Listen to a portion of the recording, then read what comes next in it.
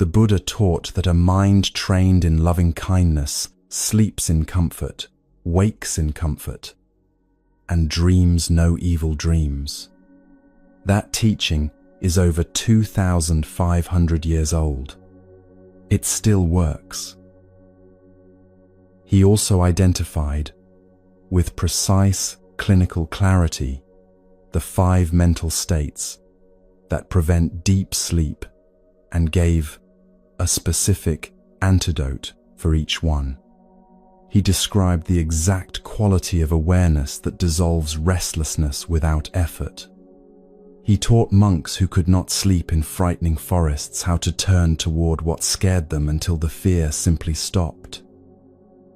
These teachings were chanted at bedsides for healing for over 2,000 years across Southeast Asia, Tibet, China, and Japan. Tonight you will receive them, not as philosophy, not as religion, as what they always were, practical instructions for a mind that will not stop, from teachers who understood that problem better than anyone who has ever lived. Each teaching arrives through a story that makes it land in the body, not just the thinking mind. A mountain in a storm, a monk alone in a dark forest, a woman who spent her whole life sitting directly above an inexhaustible treasure. Every image is authentic. Every teaching is real. Get comfortable now and lie down if you can. Wherever you are in the world tonight, whether it is late and the house is finally quiet, or early and the day has not yet found you, you are exactly where these teachings are meant to arrive.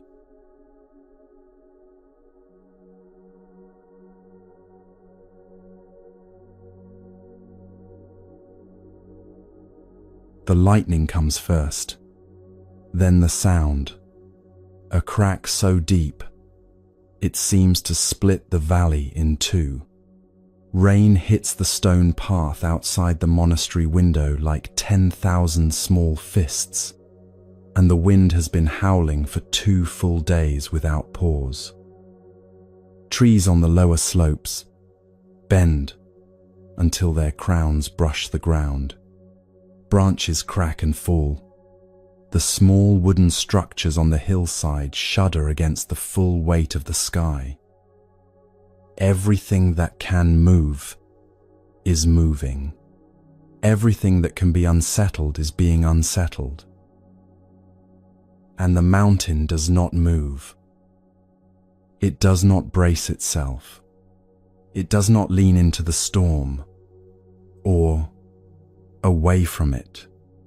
Lightning strikes its face, not once but again and again, and the rock absorbs each blow without flinching. Water streams down its sides in fast white rivers that appear out of nowhere and vanish by morning. The wind throws everything it has against those ancient walls of stone, and the mountain simply receives it all and remains exactly what it was before the first cloud gathered. There is a pair of eyes watching this from a rain-streaked window. A young monk. He traveled for many days to reach this monastery in the northern mountains, through difficult terrain and uncertain weather, because he had heard about the teacher who lived here. People said this teacher was untouched by difficulty. That criticism did not move him. That praise did not inflate him. That even physical pain seemed to pass through him without leaving the residue it leaves in most people. The young monk wanted to know how. He had tried many things. Nothing had worked. When he arrived and bowed before the teacher and asked to be shown the path to inner peace, he expected detailed instruction. Instead, the teacher pointed through the window at the mountain across the valley and said, "Watch it during the next storm. Do not meditate. Do not practice any technique. Just watch. The storm arrived the next morning, and the monk took his place at the window. He had come because he was exhausted by his own reactivity. A sharp word from another monk could ruin his concentration for an entire day. Unexpected noise pulled him immediately out of whatever stillness he had managed to build. He felt most of the time like a leaf caught in moving air, carried wherever the next disturbance decided, with no say in the matter. He wanted stability. He wanted to become the kind of person that things moved around rather than through. The mountain was showing him something he could not quite name, because the mountain was not stable in the way he had imagined stability. He had assumed stability meant being closed off, building walls thick enough that nothing could penetrate. But the mountain had no walls. It was completely open to the storm. The rain fell on it without obstruction. The lightning found it without resistance. The wind moved across its entire face without anything blocking the contact. And still, none of it changed the mountain. Nothing that passed through it stayed. Nothing that struck it left a mark that altered what the mountain fundamentally was. The storm passed through. The mountain remained. The Buddha said something about the mind that very few people encounter. He said the mind, in its natural state, is luminous. The word he used meant bright, clear, shining of itself, not because of good conditions, not because of pleasant experience, but as a quality intrinsic to awareness itself, the way a clean mirror reflects light, not because the light is kind to it, but because that is simply what a clean mirror does. He said that anger, fear, grief, and restlessness are visitors. They come to the mind. They move in, sometimes quietly, sometimes with considerable force. They stay for a while. They leave. But they are not the mind itself. They are weather moving through a sky that remains, underneath all of it, fundamentally clear. The sky does not become the cloud. The mind does not become the anger. What they are, and what passes through them, are two completely different things. Sit quietly with your own experience for a moment, and you will see this is true. Thoughts are arriving right now. You did not construct them deliberately. They came on their own. Some will leave before this sentence ends. You are not doing the leaving either, but something in you is watching all of it. The arriving, the staying, the going, and that something is never the thought itself. It was here before the thought came. It will be here after the thought goes.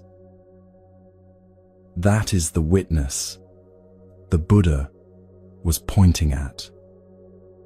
The Chan master Hongzhi, who lived in 12th century China, spent his entire teaching life trying to describe this quality. He called it silent illumination, not silent in the sense of empty, and not illumination in the sense of dramatic awakening, but a steady, clear, luminous awareness that receives everything without grasping any of it. Aware of the storm, undisturbed by it, present to everything, possessed by nothing. This is what the mountain demonstrates. Not numbness, not distance, a full, open, luminous presence that remains itself regardless of what moves through it. When the storm finally passed, the young monk found his teacher in the garden, tending small plants that had been battered by 2 days of wind. The morning air was clean and cold, and smelled of pine and wet stone. The teacher looked up. "What did you see?" The monk was quiet for a moment. Then he said, "The mountain did not try to stop the lightning. It did not try to redirect the rain. It let the storm be completely what it was, and stayed completely what it was at the same time. When the storm left, nothing about the mountain had changed." "Yes," said the teacher, "you came wanting to become unshakable. But the mountain is not unshakable because it mastered some technique. It is unshakable because it has never been confused about what it is. And in you, underneath the reactivity, underneath the exhaustion, underneath everything that today asked of you, there is something that works the same way." The monk stayed quiet. He felt something settle in him that had not settled in a long time. "Your fear tonight is real," the teacher said softly. "Your tiredness is real. Whatever is unresolved in you right now is real. But none of these things are what you are. They are weather. They will move. What watches them will still be here when the sky clears." This is the teaching that belongs to you tonight. There is something in you that has watched every difficult day you have ever lived through, every night that would not end, every fear that arrived uninvited at the worst possible hour. That something observed all of it without flinching.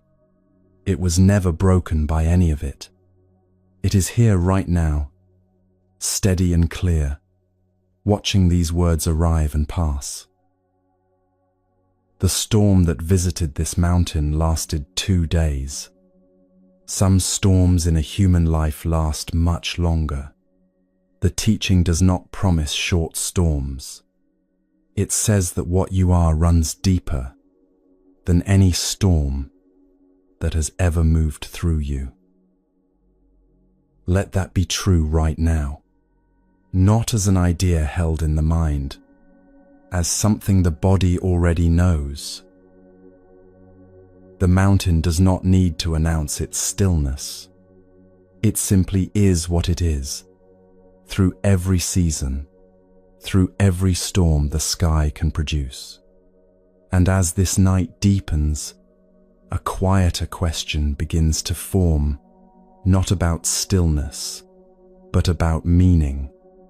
Because a life can be completely still inside and still feel empty.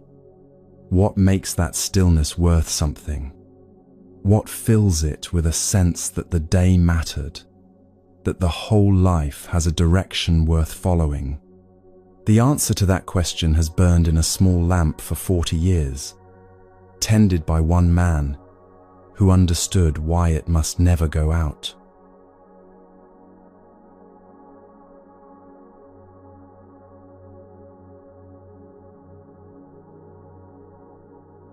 "40 years is a long time to do the same thing every night. 40 years of winter storms and summer heat, of illness and health, of every kind of exhaustion a human body can produce. 40 years without a single exception." The monk Dogen, a quiet guardian in the hills near Kyoto, had lit the lamp in the temple hall every evening for 4 decades. He did not talk about this. He did not count the nights. He simply arrived at the lamp as the daylight changed, cleaned the wick, filled the oil, and touched the flame to it. and the light rose, as it always did, steady and warm, visible from the valley road far below. A merchant named Tishi arrived at the temple one spring afternoon, dusty from the road and curious about the man people in the valley spoke of with a particular kind of quiet reverence. Tishi was successful by every measure the world uses. He traded in silk and tea between the major cities, and he had built his business through sharp attention and relentless work. He was also, though he would not have used this word for it, empty, not unhappy exactly, just persistently aware that something was missing and unable to identify what it was. After a simple evening meal in the temple's small dining room, the two men sat together on a wooden veranda, watching darkness settle across the valley. Lights appeared below, one by one, then dozens, then hundreds, as families in the villages lit their evening fires and oil lamps. The valley filled slowly with small points of warmth against the dark. Tishi watched Dogen rise and light the temple lamp with the same unhurried care he had given it every night for 40 years. The flame caught and held, and its light spread across the veranda and out into the garden. "I want to ask you something," Tishi said. "You are clearly intelligent. You could have built a different kind of life. Why this? Why 40 years of the same lamp, the same path, the same small temple?" Dogen was quiet for a while, not because he did not have an answer, because the answer was something he had lived rather than thought, and putting it into words required care. "I do not experience this as a small life," he said, finally. "I experience it as the only life I have found where I go to sleep, knowing what the day was for." Tishi looked at the lamp, then at the lights in the valley below. "When I light this lamp," Dogen continued, "I am not doing it for myself. I am doing it for whoever is on that road tonight and needs to know there is a place up here, a merchant coming home late, a traveler who has lost her way, a farmer walking back from the fields in the dark. I will never meet most of them. I do not need to. The lamp reaches them whether I know their names or not." The merchant sat with this. In his own life, everything he had built was for himself, for his security, his reputation, his future. There was nothing wrong with any of that, but it meant the success of each day was measured entirely by what he had accumulated. And accumulation, he was beginning to understand, had a ceiling. You could only hold so much before the holding itself became a kind of weight.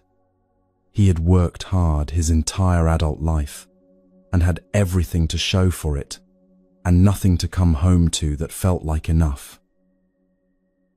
The Buddha sent his first disciples out with a teaching that has not changed in 2,500 years. He said, "Go for the benefit of the many, for the happiness of the many, out of compassion for the world," not as an instruction in self-sacrifice, as a precise observation about where genuine peace is actually located. A mind turned entirely inward, measuring every day by personal gain and personal loss, lives in constant calculation. A mind that has found something to serve beyond itself has a resting place that calculation cannot reach. This is not idealism. It is a description of how the mind actually works. When the purpose of your day is bigger than the day itself, the small irritations that would otherwise consume your thoughts lose their power. The unkind word from a colleague becomes less significant. The plan that failed becomes less catastrophic. Not because these things do not matter, but because they are held inside something larger that does not depend on any single day going well. Dogen slept well. This was not incidental. It was the direct result of knowing, each night, that the lamp was lit and the purpose of the day was complete. There was nothing left to rehearse. Nothing left to wonder whether he should have done differently. The act was complete. The lamp was burning. The rest belonged to the night. Tishi left the following morning and walked slowly down the mountain path toward the main road. At the bottom, he turned and looked back at the temple. He could no longer see the lamp from here, but he knew it was there. He thought about his own days, the transactions completed, the distances covered, the goods moved from one city to another, all of it purposeful, none of it pointing anywhere beyond itself. He had built a life that worked and did not feed him. That too is something the Buddha named directly.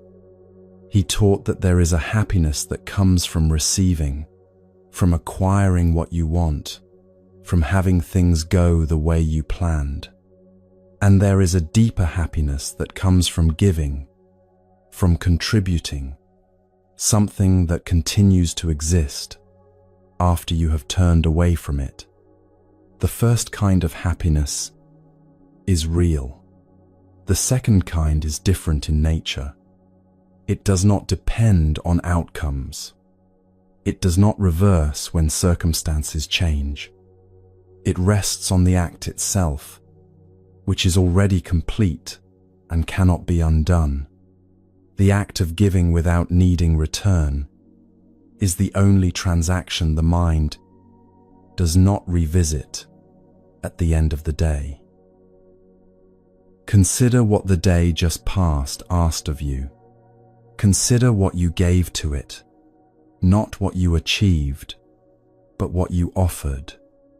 A moment of patience, an act of care that no one noticed, a word that helped and was not acknowledged, a decision to respond gently when you did not feel gentle.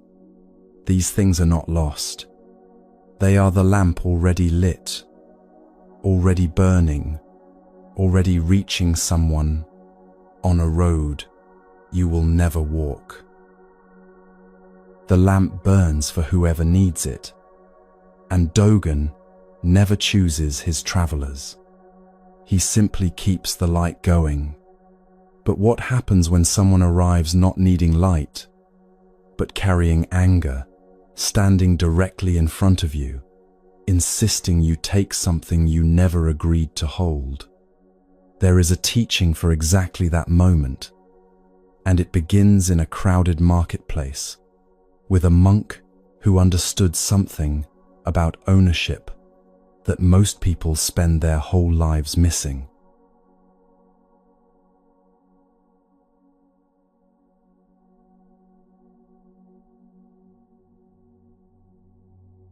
You are standing at the edge of a market. Not any market in particular, the one your mind builds when it hears the word, color, and noise, and the smell of food, cooking, somewhere nearby. People moving in every direction with the particular urgency of people who have somewhere to be. Vendors calling out, prices being argued over the full press of human commerce moving around you like water around a stone. Into this scene walks a monk in a simple brown robe. You notice him because he is moving differently from everyone else. Not slowly exactly, deliberately. Each step placed with the quiet attention of someone who is completely present to where he is. He is here to buy rice and vegetables for his monastery, and he approaches each stall with the same unhurried care, picking up an item, feeling its weight, examining it closely before deciding. His name is Huinan, and he is about to become the target of something he did not invite. The first vendor snaps at him for taking too long. Her words are sharp, her tone dismissive. Juinan looks up at her, thanks her genuinely, makes his purchase, and moves on. His face has not changed. The second vendor is louder. He makes a performance of his irritation, drawing the attention of nearby stalls. Who do you monks think you are? Examining everything like you are buying for the emperor. If you cannot afford good rice, buy the cheap kind and stop wasting my time. Several people turn to look. Some are visibly uncomfortable. No one intervenes. Juinan finishes his examination, pays the exact amount, places the rice carefully in his bag, and continues through the market. Unhurried, unchanged. Then a wealthy merchant named Sangwai, who has been watching this unfold with growing contempt, strides forward. He is a man used to deference, accustomed to his opinions, shaping the air in a room. He plants himself in front of Juinan and delivers his verdict loudly enough for the surrounding stalls to hear. You are arrogant.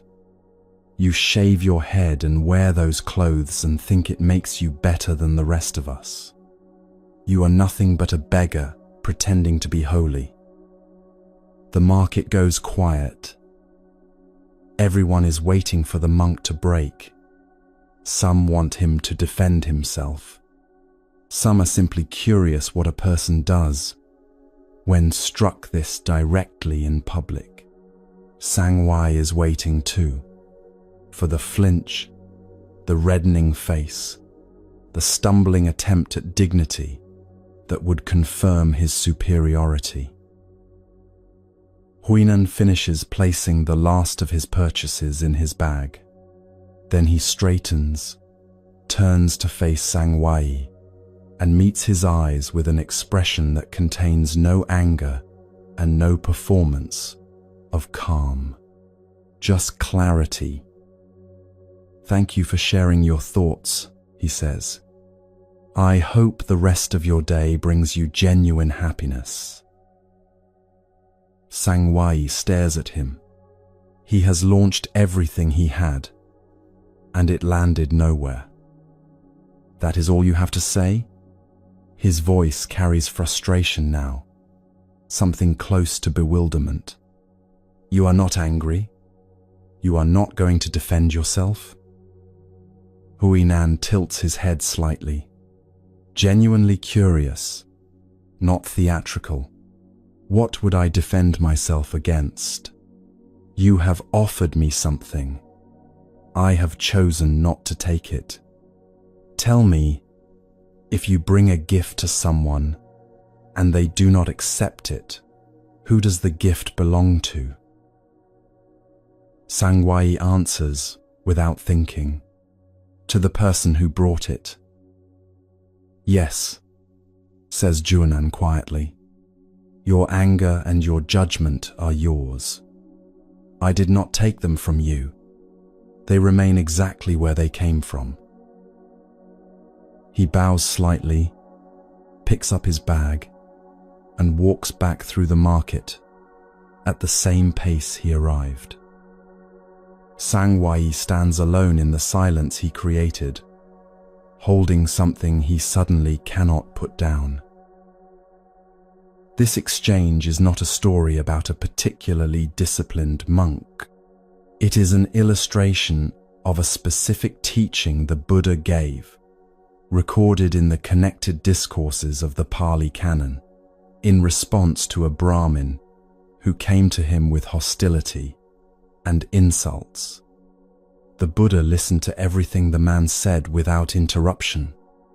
Then he asked, "When you prepare a feast for guests, and the guests do not eat, who does the food belong to?" The Brahmin answered, "To the host, I suppose." The Buddha said, "In the same way, I do not accept what you have brought. It remains with you." What makes this teaching remarkable is its precision. It is not asking you to pretend that hostility does not sting. It is not suggesting you achieve some elevated state where words slide off you like water.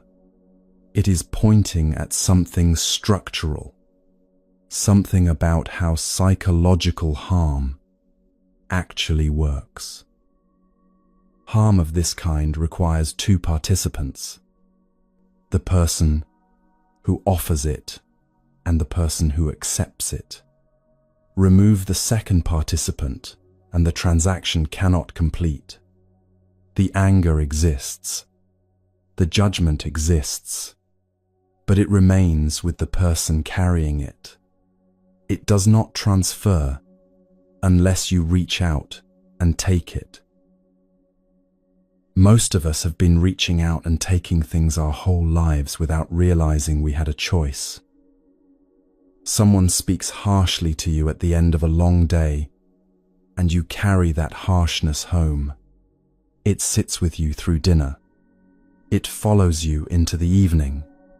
You replay the moment in bed, adjusting it, responding differently in your mind, feeling the sting of it again with each pass. By midnight, you have carried it for 8 hours. The person who offered it has almost certainly forgotten it. This is precisely what the Buddha identified as the fourth of the 5 mental states that most reliably prevent sleep. Not the original upset. That is understandable and human. The restlessness that follows from continuing to hold it long after the moment has ended. The mind that cannot settle because it is still replaying something that is already over. Still trying to resolve in thought what cannot be resolved in thought. Still gripping something that was never required to be gripped. The teaching does not ask you to feel differently about what happened. It asks a simpler question: is this yours to carry? If someone handed you a coat that did not belong to you and walked away, you would not take it home. You would set it down, not out of indifference, because it was never yours. The anger someone directed at you today, the judgment delivered with confidence by someone who does not know your life, these were offered in your direction, but they were never actually about you. They were about the person carrying them. They belong to whatever is unresolved in that person's own interior. You were simply the nearest available surface. Sangwai walked home that evening, still holding what he brought to the market. Juinan walked home, carrying only rice and vegetables. Tonight, before sleep comes, it is worth asking what you are still carrying from the day. Not to analyze it or argue with it, just to notice whether it was ever actually yours. Whether you picked it up because it required holding, or simply because it was handed to you and you did not think to set it down. You can set it down now, not by resolving it, by recognizing it was never yours to resolve. Juinan walked out of that market, carrying only what he arrived with. But there is a harder situation than the anger of a stranger, and that is the criticism of someone who knows your name, who points at you specifically, who delivers a judgment about who you are, with the confidence of someone who believes they are right. A young monk once heard exactly that, at a well, from people who did not know. He could hear them. What he did with it next is the teaching.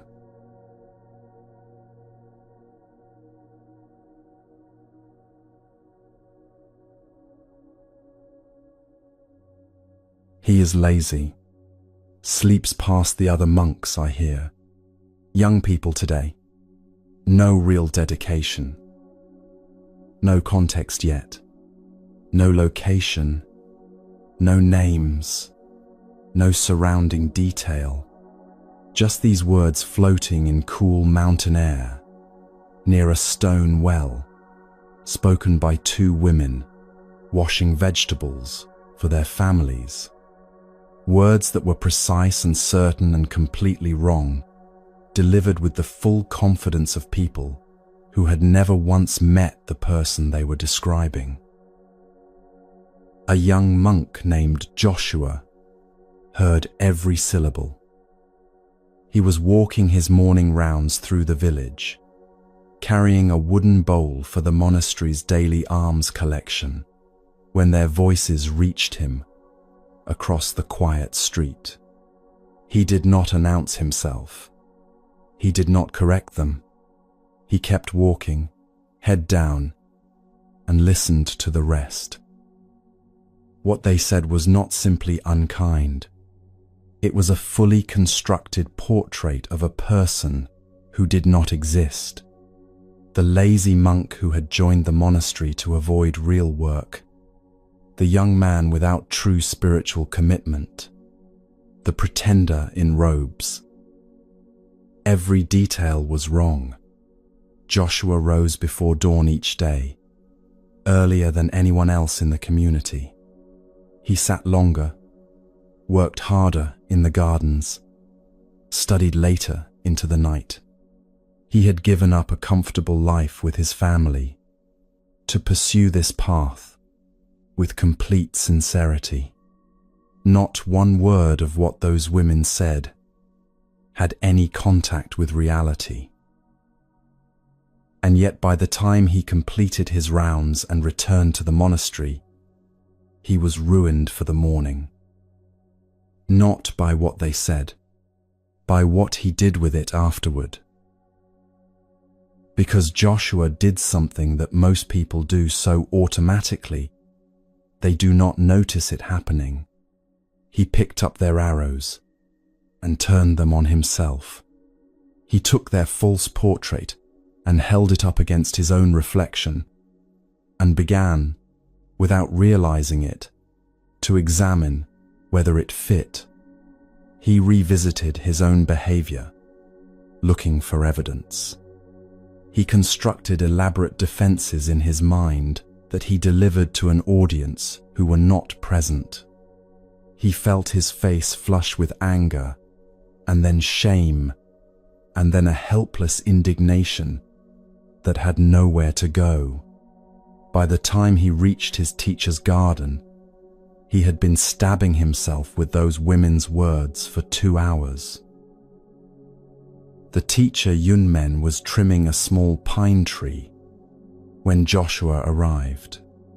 He looked up once, read the young monk's face without comment, and gestured for him to sit.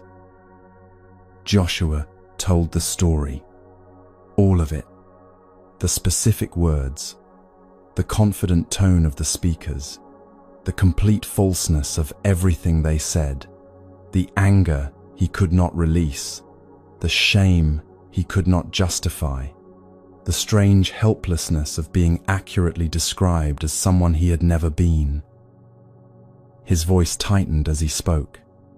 The morning's wound was still fully open.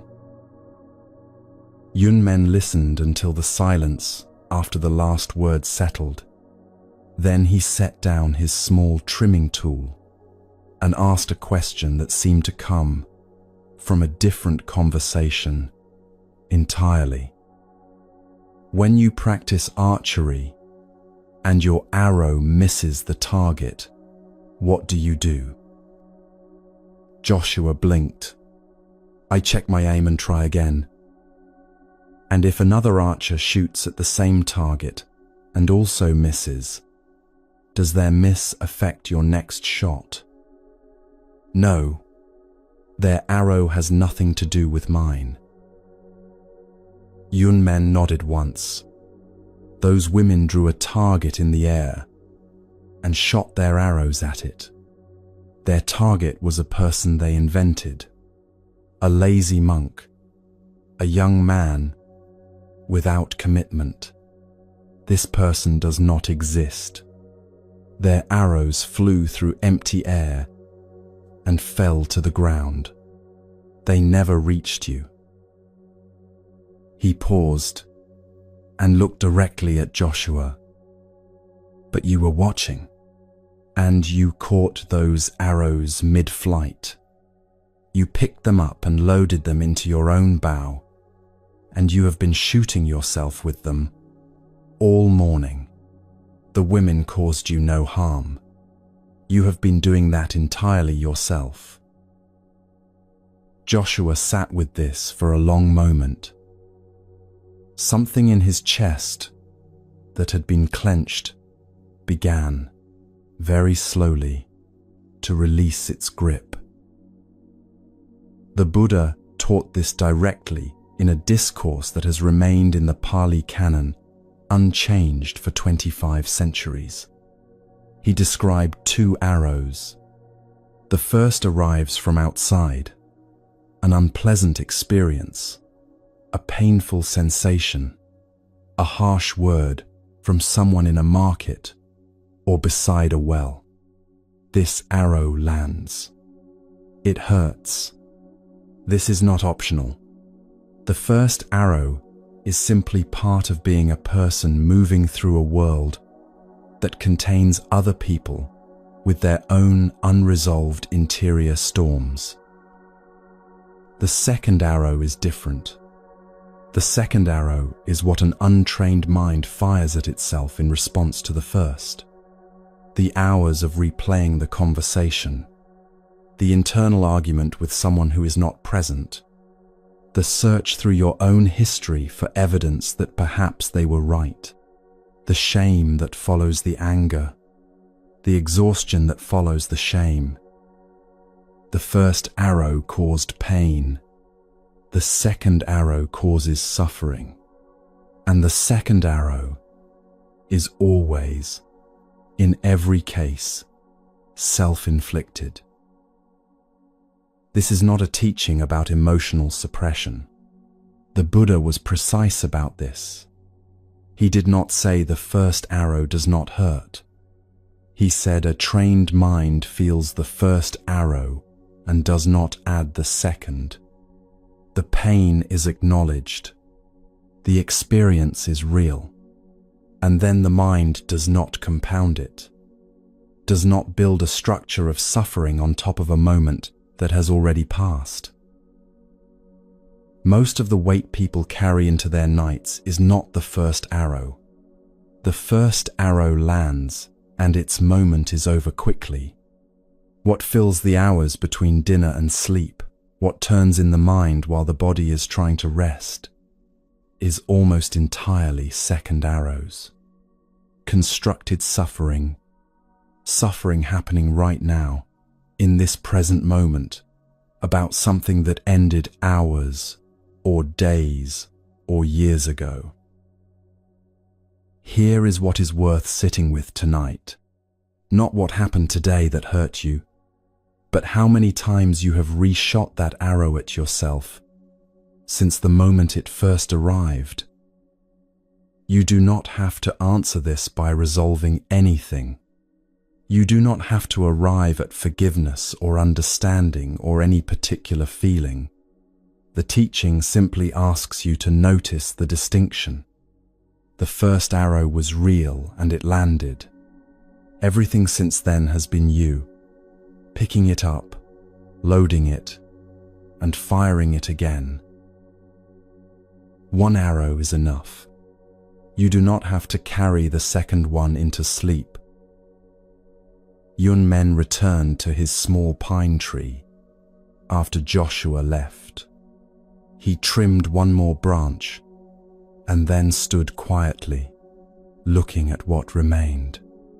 A tree shaped not by force, but by the steady, patient removal of what did not belong. Which is exactly what the next teaching is about.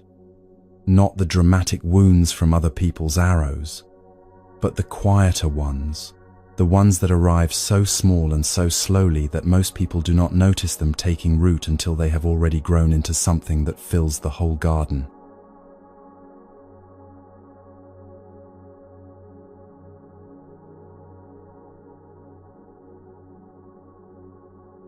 Before the sky lightens, before the birds find their first notes, before any other monk in the temple has stirred from sleep, there is a small flame moving through a garden, row by row, unhurried, the oil lamp held low, its circle of light falling soft and warm on the dark soil beneath it. Only after watching this flame for some time do you notice the hands holding it, then the robe, then the man, Brother Huiming, who has tended this garden for 20 years and walks it every single morning in the last darkness before dawn, looking at the ground with the focused attention of someone reading something important. This is not ordinary gardening.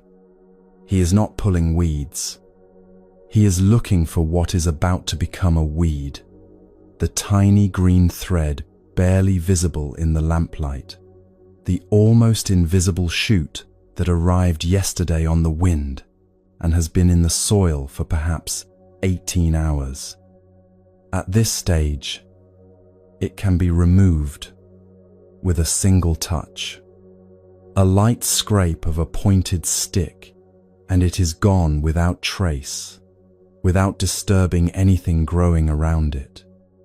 Tomorrow, it would require more effort. In a week, it would be a problem. In a month, it would have threaded its roots through the roots of everything nearby, and removing it would mean damaging what you were trying to protect. This is why Huiming walks the rows before dawn. Not because the garden is in crisis, because he has learned that the difference between a manageable garden and an overwhelming one is measured in hours, not seasons. A young monk named Faxian had been assigned to help with the garden work. He arrived from the city, curious and willing, but without any experience of growing things, and he watched Huiming's pre-dawn routine with polite bewilderment. After several mornings of this, he finally asked the question that had been sitting with him. Why walk the rows every single day? Would it not be more efficient to do a thorough weeding once each week and be finished with it? Huiming crouched beside a row of young lettuce and gestured for Faxian to look closely at the soil between the plants. Faxian leaned in and saw nothing, just dark earth. Huiming took his pointed stick and scraped the surface very gently. There, barely visible, were 3 pale green threads, no larger than a thumbnail. These arrived 2 days ago, Huiming said. By your weekly schedule, They would be 5 times this size before you touched them. By the end of the month, they would own this row. Faxian looked at the tiny shoots and then at his teacher. "The mind," said Huiming, replacing the stick in his robe pocket, "works exactly like this garden. Every day, from every direction, from conversations you half heard, from things that did not go as you hoped, from fears about tomorrow that have not happened yet, seeds arrive. Most of them are harmless and will not take root, but some will, and the ones that do grow, according to the same law as every living thing, small and easy to address at the beginning, enormous and tangled if left alone." The Buddha taught this with the precision of someone who had spent years observing exactly how the mind generates its own suffering. He identified 5 specific methods for removing an unwanted thought, not as a ranked list to work through in order, but as 5 different tools for 5 different situations, the way a gardener carries different instruments for different tasks. The first is simply to redirect attention. When an unhelpful thought arrives, bring the mind to something wholesome instead. The breath, a quality of genuine care, the simple fact of being alive in this moment. This works when the thought is new and has not yet gathered momentum. Huiming does this every morning when he moves from one garden row to the next, leaving behind what he has already checked and giving his full attention to what is in front of him now. The second is to examine the thought's consequences clearly. A thought that seems to offer something, the satisfaction of resentment, the relief of worry that feels like preparation, becomes less appealing when you look honestly at where it leads. Replaying an argument does not resolve the argument. Rehearsing tomorrow's difficulties does not prevent them. Seeing this clearly often dissolves the thought's grip without any further effort. The third is deliberate non-attention, not suppression, not fighting, simply choosing not to engage. A thought that receives no water, no attention, no further thinking does not grow. It sits in the soil and eventually dries out. Huiming demonstrated this for Faxian one afternoon by pointing to a small weed he had deliberately left untouched for 4 days in a dry corner of the garden. It had not spread. It had simply sat there, its energy spent, going nowhere. The fourth is to slow the thought-forming process itself, to feel the moment when one anxious thought is about to generate another, to catch that movement before it completes, the way you might notice your hand reaching for something and choose to pause before taking it. This requires a quality of attention that develops with practice, but once it is present, it is extraordinarily effective. Most mental suffering is not one difficult thought, but a chain of them, each pulling the next into existence. Breaking the chain at the second or third link prevents everything that would have followed.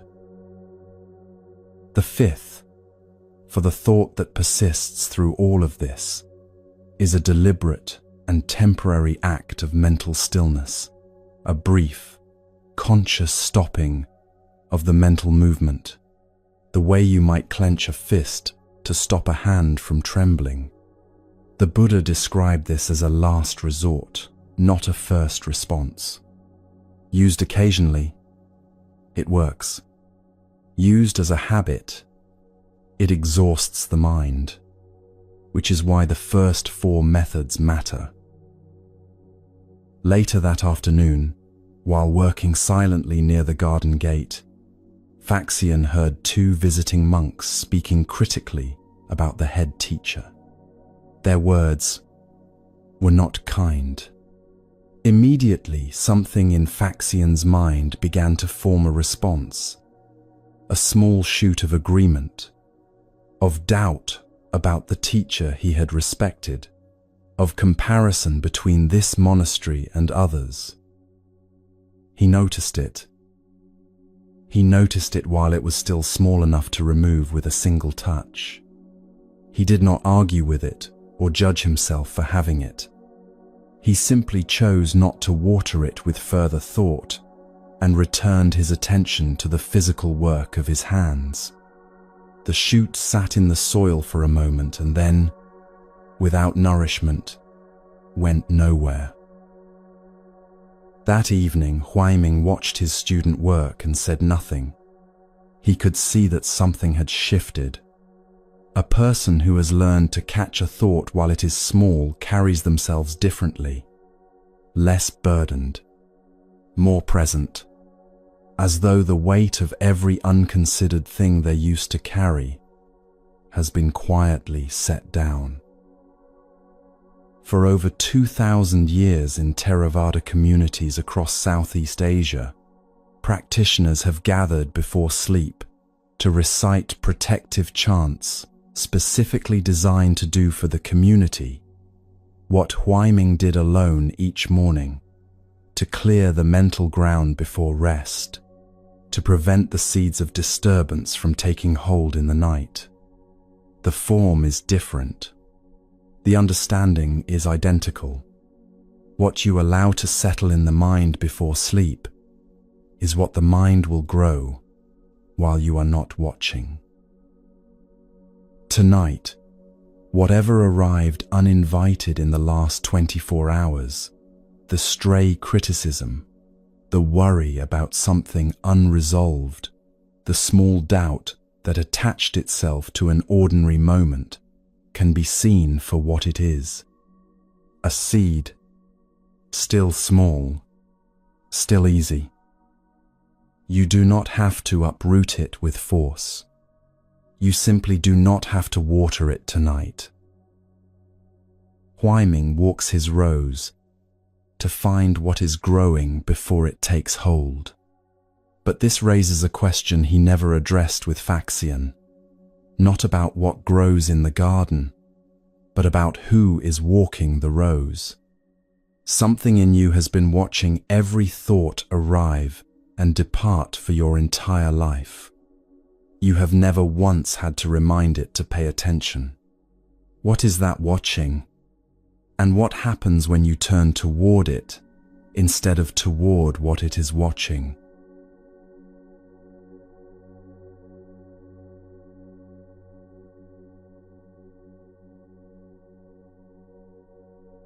What do you see when you look up at that sky?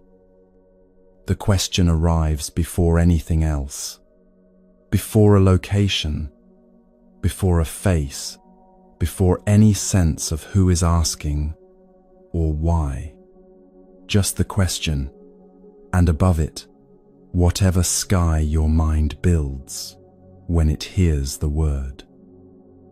A monk named Norbu is being asked this by his teacher on a high stone terrace in the Tibetan mountains, where the air is so clear it seems to sharpen everything it touches. Norbu looks up.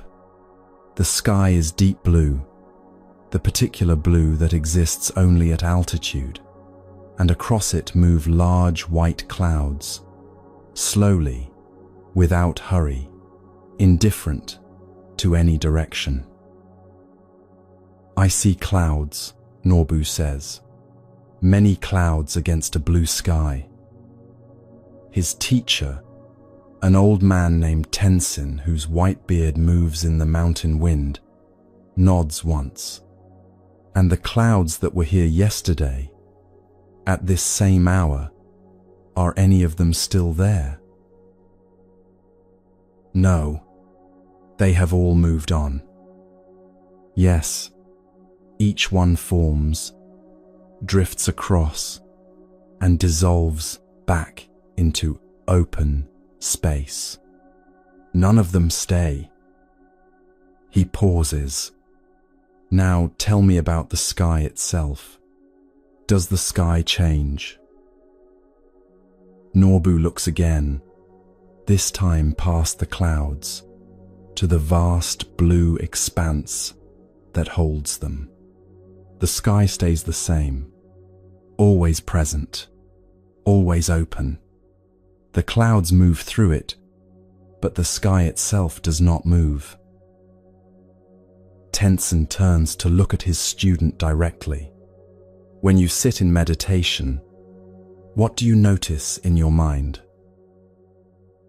Norbu has been a monk for 2 years and has struggled with the same visitors every single day. Memories of his life before the monastery, the prosperity he once had, the betrayal that ended it, the grief that followed him up the mountain, and alongside the memories, a restlessness that makes genuine stillness feel permanently out of reach. I see many thoughts, he says, memories, anger, worry about whether I made the right choice coming here. Sometimes it feels as though the thoughts fill the entire mind. There is no space left that is not occupied by something painful. Tenzin is quiet for a moment, watching the clouds. Are these the same thoughts you had yesterday? The themes are similar, but the specific thoughts change.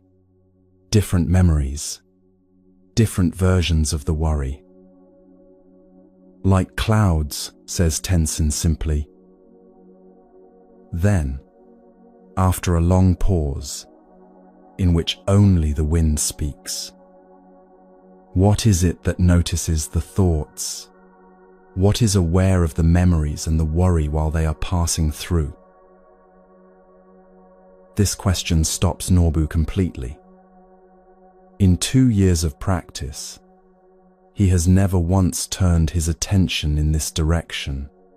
He has always been focused on the thoughts themselves, managing them, escaping them, enduring them. He has never paused to notice the awareness that was watching all of it. He tries now. He turns his attention away from the thoughts and toward whatever is doing the noticing. It is like turning to look at your own eyes rather than at what your eyes are seeing. Strange at first, and then suddenly, very still. The awareness seems always present, Norbu says. Finally, his voice quieter than before.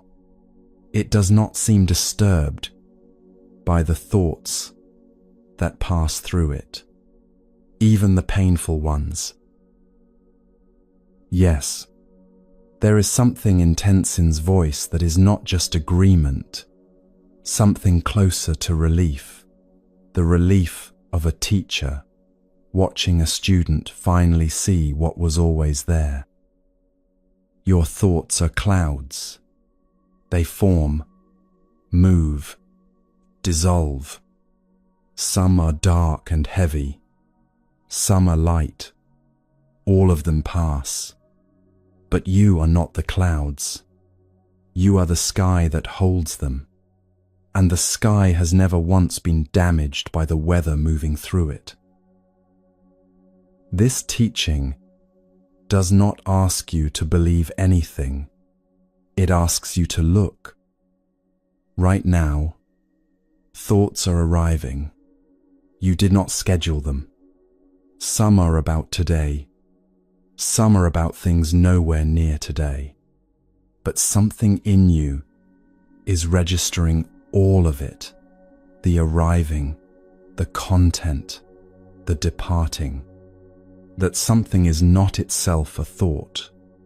It was present before the last thought arrived, and it will be present after the next one leaves.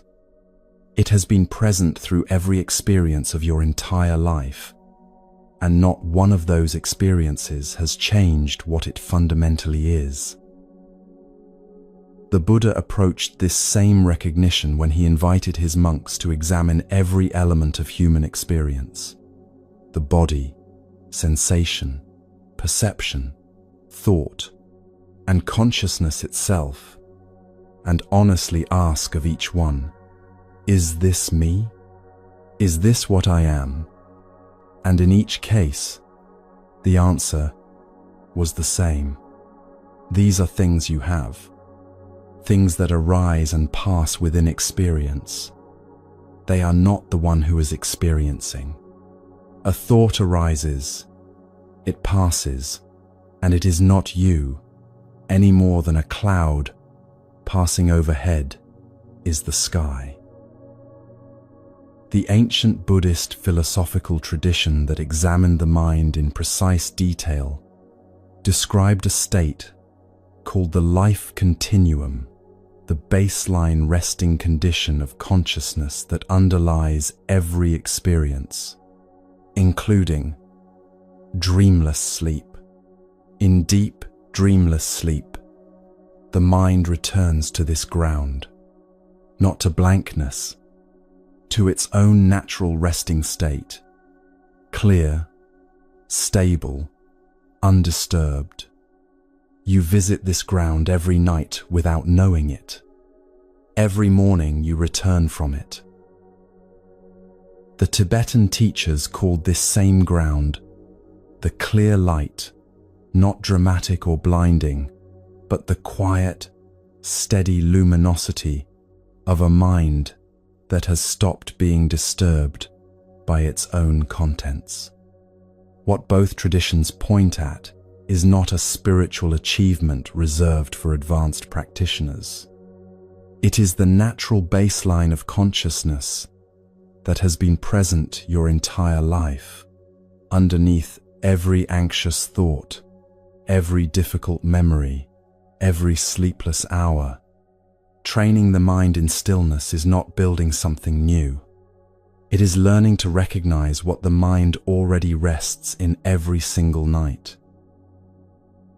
When a thought arrives as you are trying to sleep tonight, and thoughts will arrive, this is simply what minds do. You do not have to engage with it. You do not have to follow it or fight it. You can simply notice that you are aware of it. Rest in the noticing rather than in the thought. The sky receiving the cloud, not becoming it. Norbu sat on that stone terrace for a long time after Tenzin left. The clouds kept moving. The sky kept holding them. For the first time since arriving at the monastery, he felt something other than the weight of what he was carrying. He felt the space in which the weight was being carried. Vast, quiet, entirely untroubled by anything that had passed through it. The sky does not shrink from clouds, even the ones that carry storms. The question the next teaching asks is what to do when those clouds are not thoughts at all, when they arrive not as ideas, but as something felt in the chest, the throat, the stomach, with a weight that thoughts alone do not carry. When the cloud has a name, and its name is fear.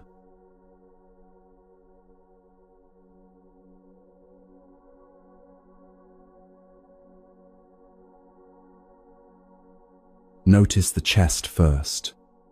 That tightening somewhere just below the collarbone, the one that arrives before any thought has formed to explain it. Then the breath, slightly shallower than it was a moment ago, slightly faster, not quite reaching the bottom of the lungs. Then the scanning, the mind moving quickly through recent memory, checking exits, running its quiet audit of everything that could go wrong. building a case for danger, even when nothing specific can be named. This is fear, not the dramatic kind that announces itself with obvious cause. The quiet kind, the kind that lives in the body before it reaches the mind, that tightens the jaw during ordinary conversations, wakes a person at 3 a.m. with a general unease that cannot be traced to its source, and sits somewhere just behind the ordinary hours of the day, like a sound that never quite resolves. A young monk named Pema knew this feeling with great precision. He had come to a remote monastery carved into a cliff face in the Tibetan mountains specifically to deepen his practice. He was sincere in his commitment and worked harder than most. In group sessions, morning chanting, communal meditation, the shared work of maintaining the buildings and gardens, he felt grounded and capable. His mind settled well in the presence of others. But when he attempted to practice alone, particularly in silence, particularly after dark, something arrived that he could neither name nor manage. A formless dread that filled every corner of whatever room he occupied.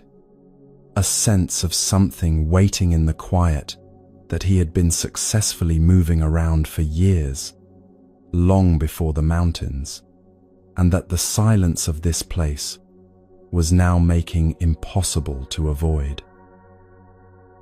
The monastery had a practice every monk was expected to complete once each month, a full night of solitary retreat in a small cave set deeper in the cliff. Complete darkness, complete silence, no contact with the community until morning.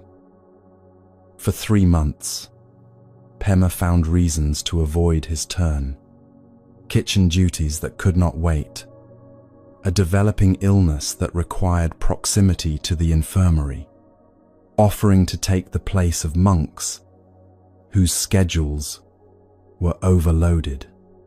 The careful, quiet evasions of someone who cannot yet admit, even to himself, what he is actually afraid of. His teacher, the Lama Tupten, observed all of this without comment for some time. He had guided many students through many different shapes of avoidance over the decades, and he had learned that confronting it head-on rarely helped.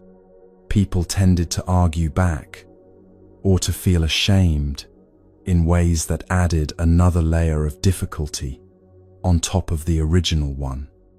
What helped was something quieter, removing the belief that the avoided thing was as dangerous as the avoiding mind insisted it was. One morning he called Pema to his room, poured tea with the unhurried movements of a man who has nowhere more important to be, and asked one question. When you imagine being alone in the cave, what do you believe you will find there? Pema sat with this honestly. I do not think I will find anything specific, he said slowly.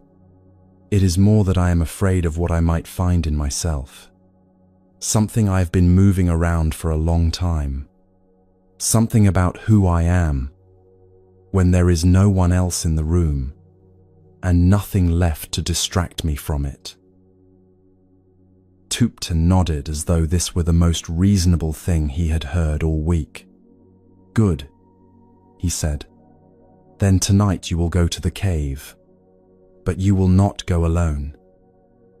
Pema felt relief move through him before he understood what was being said.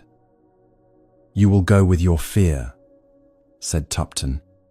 Instead of trying to leave it at the entrance, you will invite it inside. You will greet it the way you would greet a visitor who has traveled a great distance to find you, with acknowledgement, with genuine gratitude, and with the simple offer of a place to sit. And then you will remain there together for the night. Pema looked at his teacher without speaking. Fear arrives because it believes it is protecting you, Tupton continued. It learned this role a long time ago, in circumstances where the protection was genuinely needed, where staying alert and ready meant staying safe. It has carried out this work faithfully ever since, long past the moment when the original danger passed and the original circumstances changed beyond recognition. It does not need to be overcome.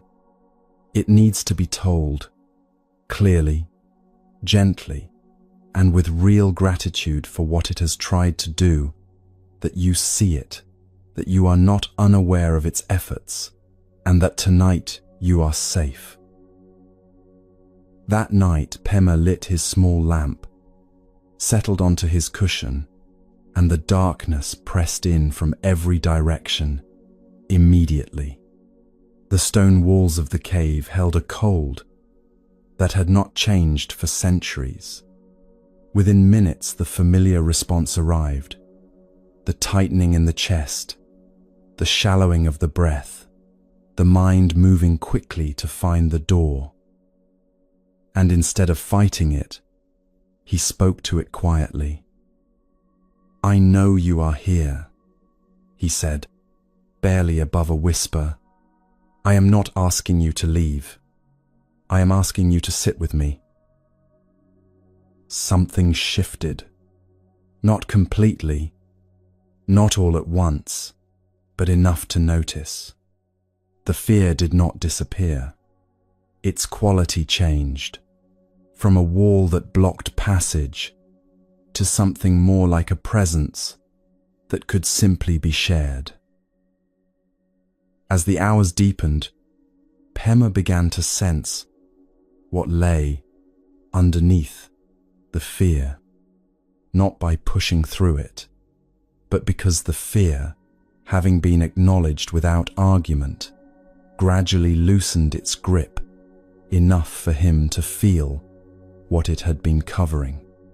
A deep loneliness, an old ache of feeling somehow separate from everyone, from everything, from whatever ground he had once stood on before his life changed.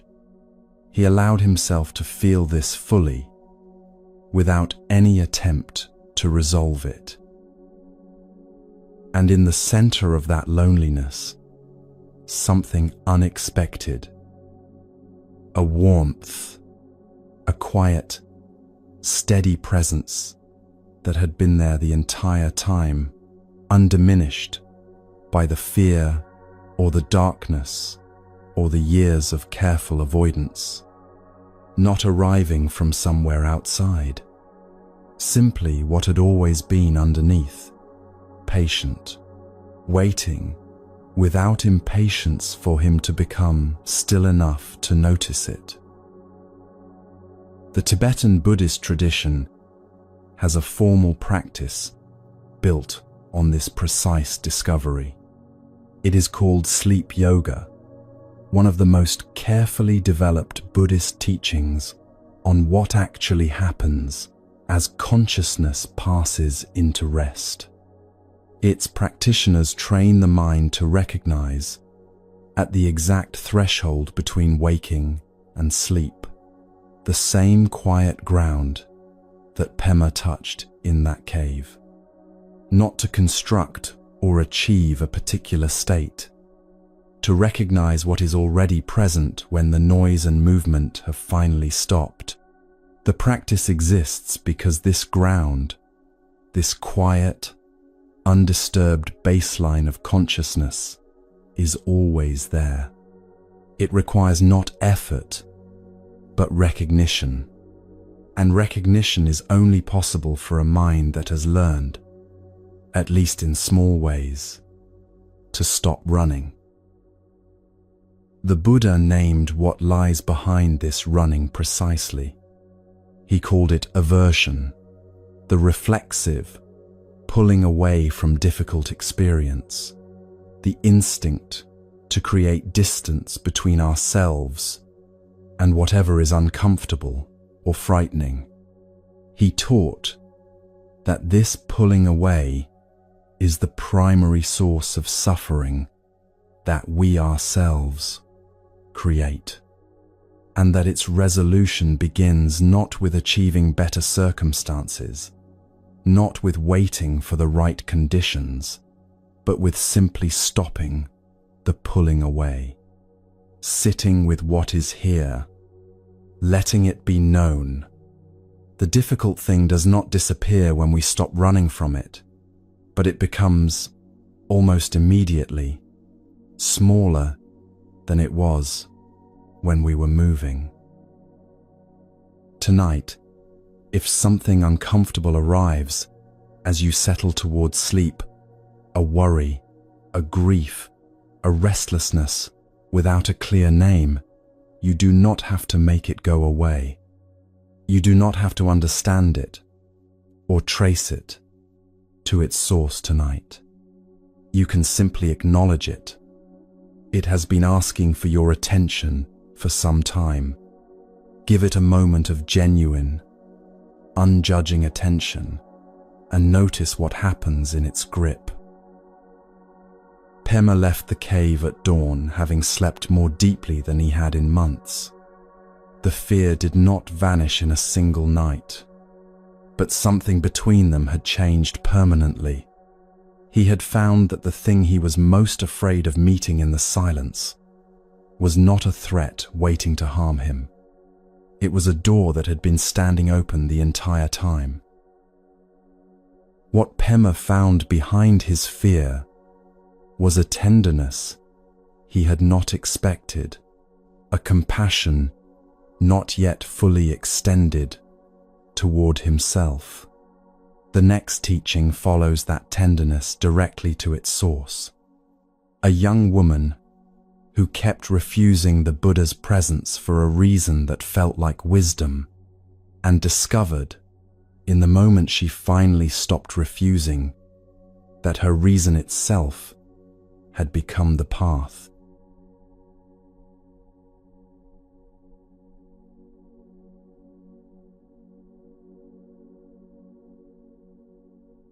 She kept finding reasons not to go. The other nuns walked the familiar garden path each morning without hesitation, settling into the teaching hall with the ease of people who have found what they came looking for. They emerged an hour later, visibly lighter, something in their eyes clearer, something in their shoulders less held.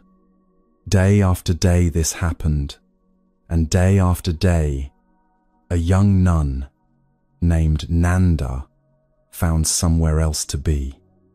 A task that needed finishing, a duty that could not wait, the quiet, practiced evasions of someone who has become very skilled at not quite arriving at the thing she is avoiding. She was not neglecting her practice. She maintained every other obligation with genuine care: communal work, individual meditation, the daily rhythms of monastic life, carried out without complaint. What she avoided, with quiet consistency and considerable ingenuity, was any circumstance that would place her in direct sight of the Buddha himself. The reason, when it finally surfaces, is not what you would expect. Nanda was known throughout the community for her beauty, not in the way that creates admiration at a distance, in the immediate, difficult way that makes a person an object before she has opened her mouth, that generates attention she never asked for and cannot put down, that follows her into spaces where she came to be something entirely other than seen. She had entered monastic life in part to step out of that story, to become, finally, someone whose worth had nothing to do with how she appeared to others. To be known, if she was known at all, for what she understood rather than what she looked like. But the pride she carried about her beauty and the shame she carried about that pride had become tangled into something she could not cleanly separate. She was afraid that seeing the Buddha, whose presence was by all accounts extraordinary, would stir in her a quality of vanity she believed she was supposed to have already released, that her response would reveal to herself more than anyone how much of that old attachment remained. So she stayed away, managed the risk by never entering the room where it existed, told herself this was caution, and let the telling go unexamined. The Buddha noticed. He did not address it directly, did not send a teaching on the subject of avoidance or a gentle correction about what she was doing. He simply asked someone to let Nanda know he would like to speak with her. Nothing more, no additional framing, nothing that would give her a clear reason to refuse without it becoming obvious what she was doing. She came, with the careful composure of someone who has decided in advance not to look directly at the thing they have come to meet. What arrived was not a lecture. The Buddha created a vision, a woman of extraordinary beauty, vivid and present in the room, as clearly as any physical form. Nanda saw her without effort, without being asked to look. She was simply there. And then the woman began to age. Not gradually, not gently, with the unmistakable movement of time that spares nothing and negotiates with no one. The brightness of youth shifted, loosened, changed in texture, the way all living things change. Middle age arrived with its particular weight and its particular dignities. Then old age, the deep lines, the posture that carries decades in its curve, the way the body becomes a visible record of everything it has lived through. Then illness, then death, the full arc of a form moving through its entire life, from first radiance to final dissolution, compressed into a single uninterrupted seeing. Nanda watched all of it without looking away. Not because she was transfixed by horror, because something in what she was seeing was landing in her with the precision of something she had always known and never allowed herself to fully acknowledge. This is what beauty does. Not as punishment, not as proof of anything failing, as the simple, neutral movement of impermanence through every form that exists. Every form, without exception, including her own. And what she felt as she watched was not grief. It was something closer to recognition, the particular relief of discovering that what you have been carrying as a private shame turns out to be a universal condition. She was not uniquely burdened by her beauty, not uniquely far from liberation for having struggled with what it stirred in her. She was simply a person, in a body, watching what all bodies do, feeling what any honest person would feel upon seeing it clearly. What released in that moment was not only vanity, the shame released too, because both had been built on the same misunderstanding, that her appearance was something she was, rather than something she temporarily had. The pride said, "This is mine, and it makes me more." The shame said, This attention makes me less than what I am trying to become. Both were arguments about something already in the process of passing, never as fixed or defining as either argument required it to be. When she saw this clearly, both arguments lost their footing at the same moment. This is what the Buddha meant when he taught impermanence, not as a teaching about loss, but as a teaching that dissolves what we build around impermanent things that causes us suffering. Vanity is suffering. The shame of vanity is also suffering. Clear seeing ends both, simultaneously, through the same single act of looking, without flinching. The self-compassion that came to Nanda in that room was not soft or consoling in the ordinary sense. It arrived through precision, not comfort, not reassurance that she was fine as she was, that her fears were unfounded, but a clarity so complete that the structure of self-criticism simply lost its foundation. You cannot maintain a harsh judgment about something you have seen all the way through. The judgment requires a certain kind of not knowing in order to survive. Most of us carry some version of Nanda's avoidance, not necessarily about appearance, about something we have decided, without fully examining, that we are not ready to look at directly. A quality in ourselves we find difficult to accept, a pattern we can feel but have not yet traced to its source, a corner of our own experience we keep just outside honest attention, circling it without entering it, year after year, quietly hoping it will soften on its own if given enough time. It does not soften, it waits, with remarkable patience. The teaching does not ask you to force anything open tonight. It simply observes that what we avoid does not diminish in the avoiding, and that when we finally look clearly, not harshly, not with the aggressive scrutiny of self-judgment, but with the same quiet steadiness, Nanda eventually brought to the vision in front of her, we often find something smaller and more ordinary than we feared. A part of our own experience that simply needed to be seen, without the additional weight of shame about having it.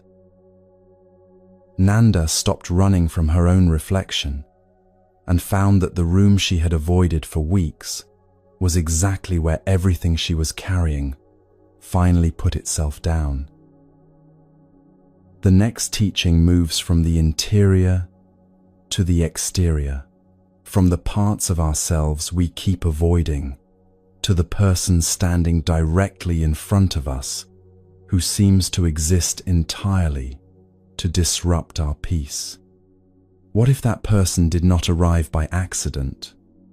What if they appeared at precisely this moment in your life because your practice needed exactly what only they could offer?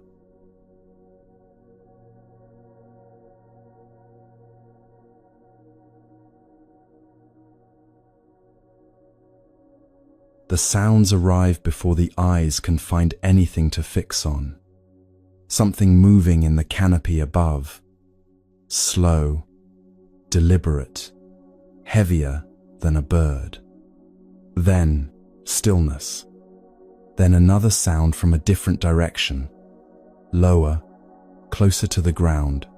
Stopping the moment, attention turns toward it. The darkness between the trees is not empty.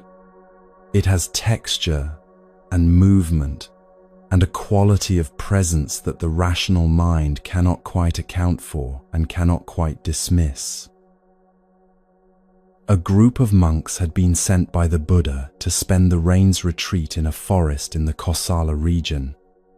They arrived with good intentions and settled into their practice with care. But the forest had other inhabitants, spirits of the trees, in the understanding of that time and place, beings that were neither welcoming nor indifferent to the monks who had moved into their home without asking. Strange sounds in the night, presences felt at the edge of sleep, visions that arrived at the threshold between waking and dreaming and left the monks shaken and unable to settle. After weeks of this, the monks returned to the Buddha. They could not practice in that forest. The fear was too consistent, too physical, too present in the body to allow the stillness that genuine meditation requires. They needed either permission to leave or something that would make staying possible. The Buddha gave them something to take back with them, not a technique for suppressing fear, not an argument for why the spirits were not real or the fear was unfounded. A practice that would change the quality of mind the monks brought into the forest each night, so thoroughly, so genuinely, that the forest itself would respond differently to them. He gave them what has been recited in Theravada communities every night for over 2,500 years, the teaching on loving kindness. He began with a list of qualities: capable, upright, straightforward, gentle in speech, without conceit, content, easy to support, with few duties, living lightly.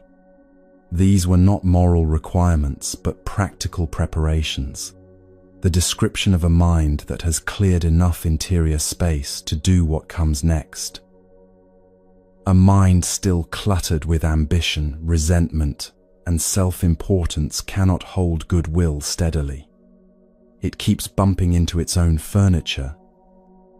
Then the practice itself, extending goodwill, genuine, unconditional, unlimited goodwill in every direction, to all living beings, without exception, weak or strong, long or large, or medium, short, small, or fat, seen or unseen, near or far, born or yet to be born, every being, everywhere, without a single exception carved out.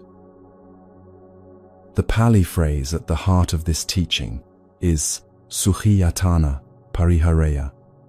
May one sustain oneself in happiness. The Buddha did not begin the practice of loving kindness by directing goodwill outward. He began it here, with the self, with the instruction that the practitioner must first genuinely wish their own well-being before the outward movement can be real. This is not selfishness. It is the recognition that goodwill extended from a place of self-contempt or self-neglect is not goodwill. It is performance. The foundation must be solid before anything can rest on it. For many people, this first direction is the hardest. Extending warmth outward, toward loved ones, toward strangers, even toward difficult people in the abstract, is one kind of challenge. Turning that same warmth directly toward yourself, without irony, without the immediate qualification of all the ways you have fallen short, without the reflexive internal voice that says, "You have not yet earned that quality of regard." This is another kind of challenge entirely, a more honest one, and the teaching asks you to meet it first, before moving anywhere else. The monks returned to the forest with this practice. What changed was not the forest. What changed was the quality of mind they brought into it each night. A mind genuinely filled with goodwill toward all beings has no enemy to protect itself against. It does not need to scan the darkness for threats, because it has already extended its care to whatever lives in the darkness. The vigilance that keeps a person awake, the mental rehearsing, the bracing against what might arrive, the body's refusal to fully unguard itself, all of this runs on the assumption that there is something out there that wishes you harm, and that staying alert is the appropriate response.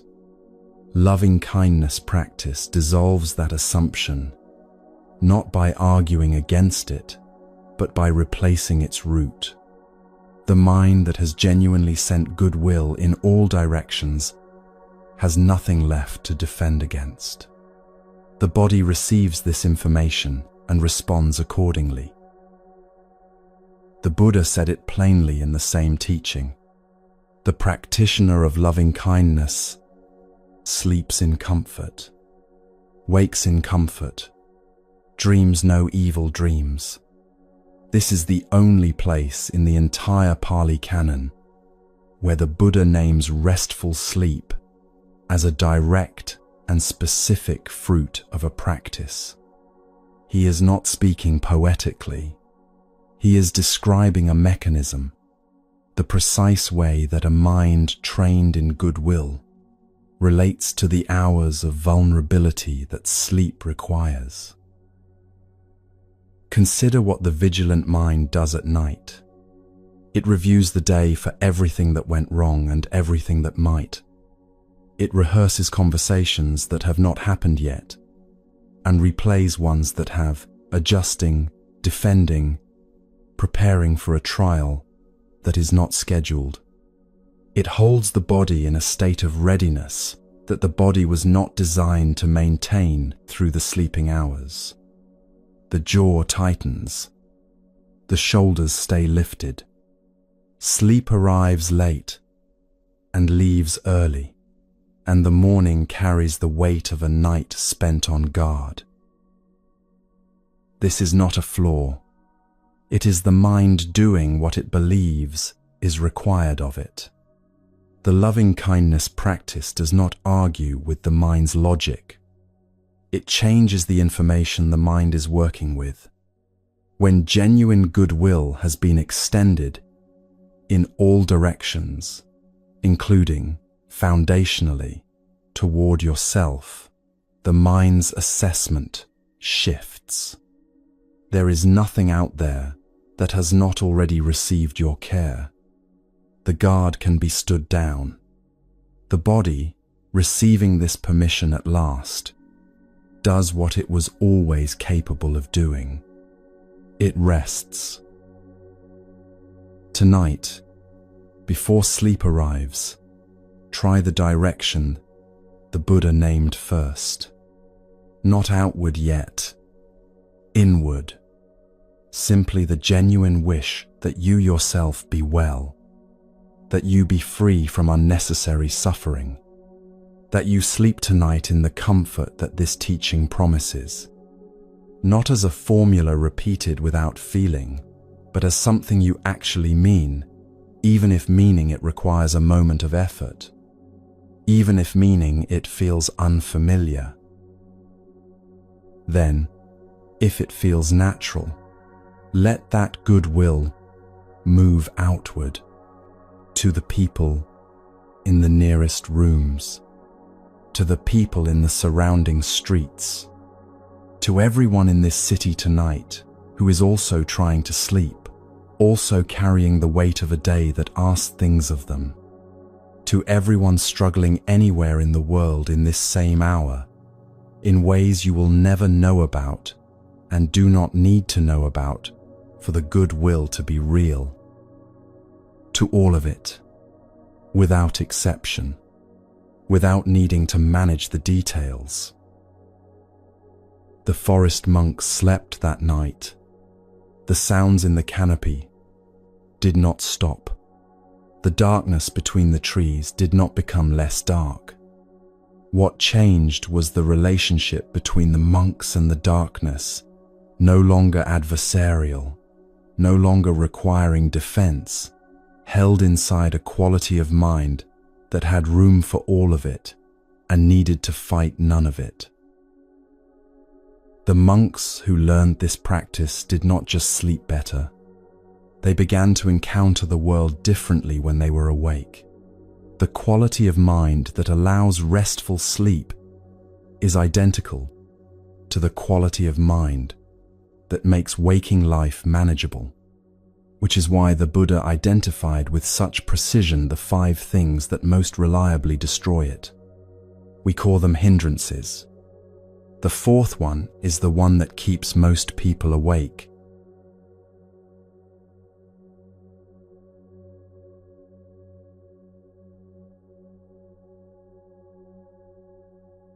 Imagine a bowl of clear water, still, clean, completely transparent.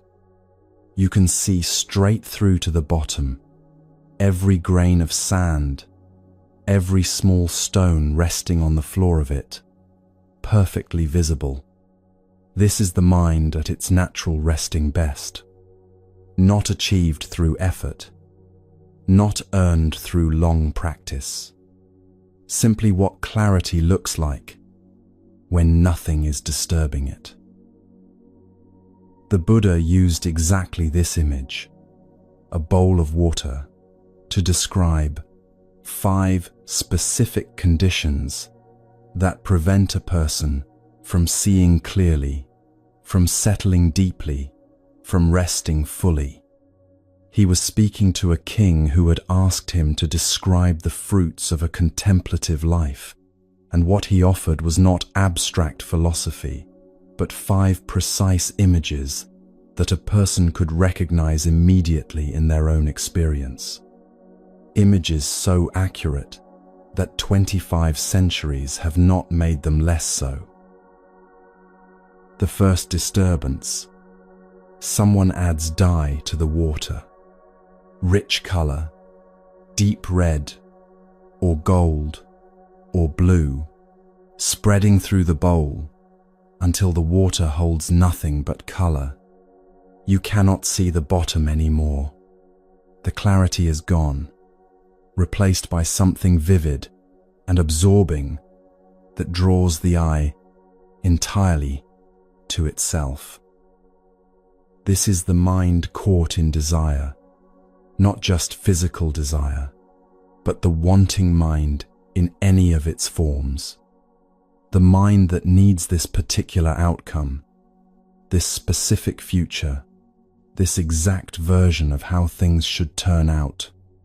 The water is not damaged. It simply cannot see through itself while the color fills it.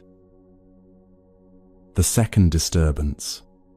The bowl is brought to boiling. The surface churns and breaks. Steam rises. The water that was clear a moment ago is now agitated by heat that distorts everything it passes through. You cannot see the bottom through boiling water, not because there is nothing there, but because the movement itself blocks the seeing.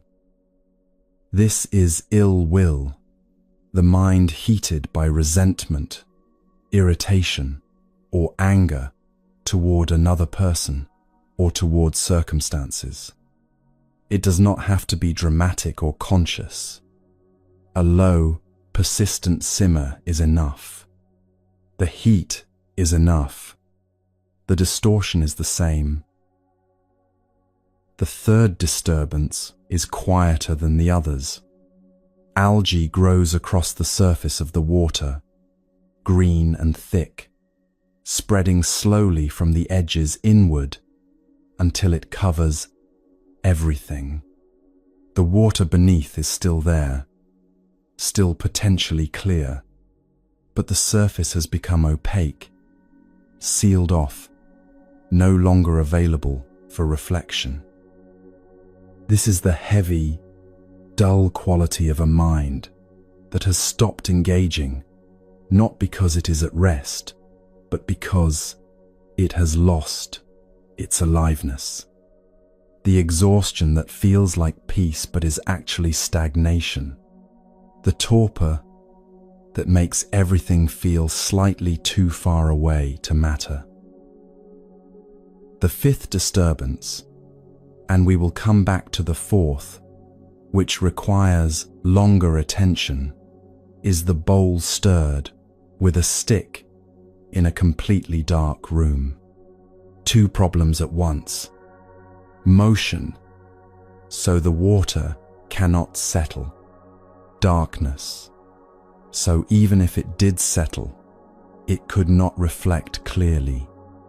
This is the mind caught in doubt, not the honest uncertainty that asks real questions and waits for real answers, but the circular, self-undermining doubt that questions everything, including its own capacity to understand. The doubt that does not move toward clarity because it has lost confidence in clarity as a possibility. And now the fourth. The bowl is outside.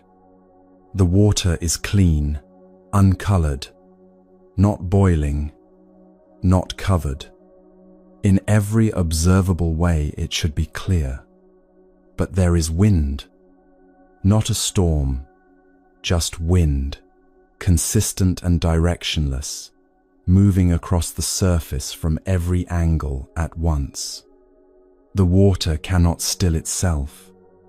Every time the surface begins to smooth, another gust crosses it, breaking the forming stillness before it can complete.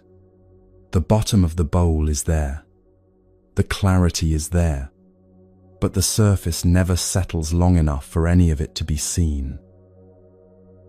The Buddha called this restlessness and worry.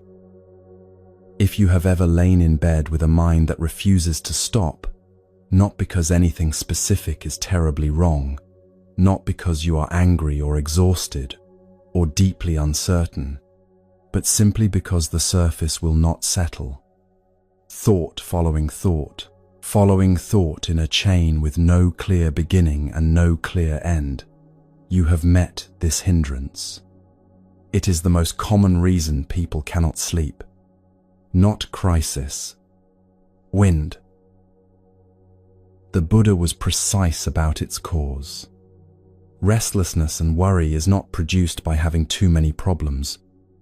It is produced by a mind that has not been given a resting place.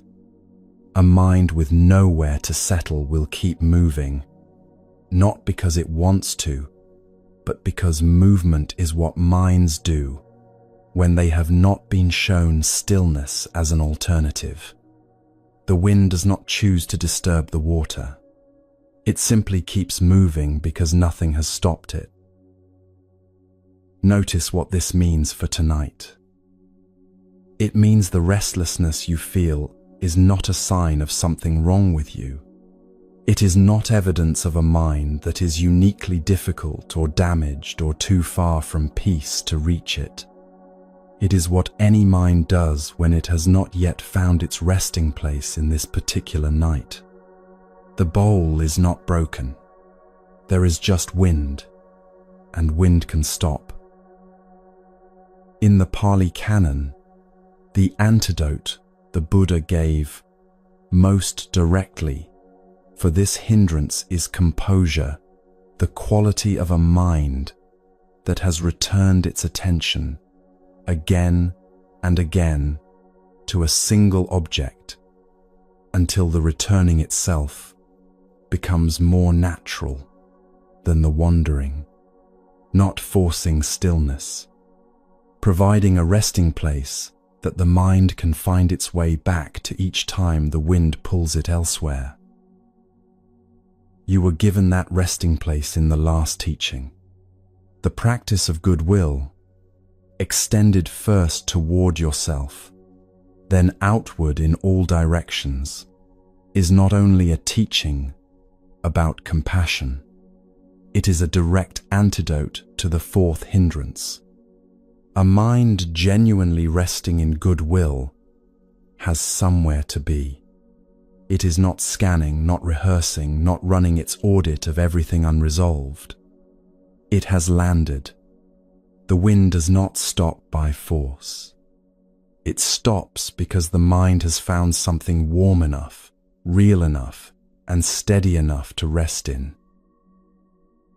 The Buddha also described a quality that arises naturally once restlessness begins to release its hold.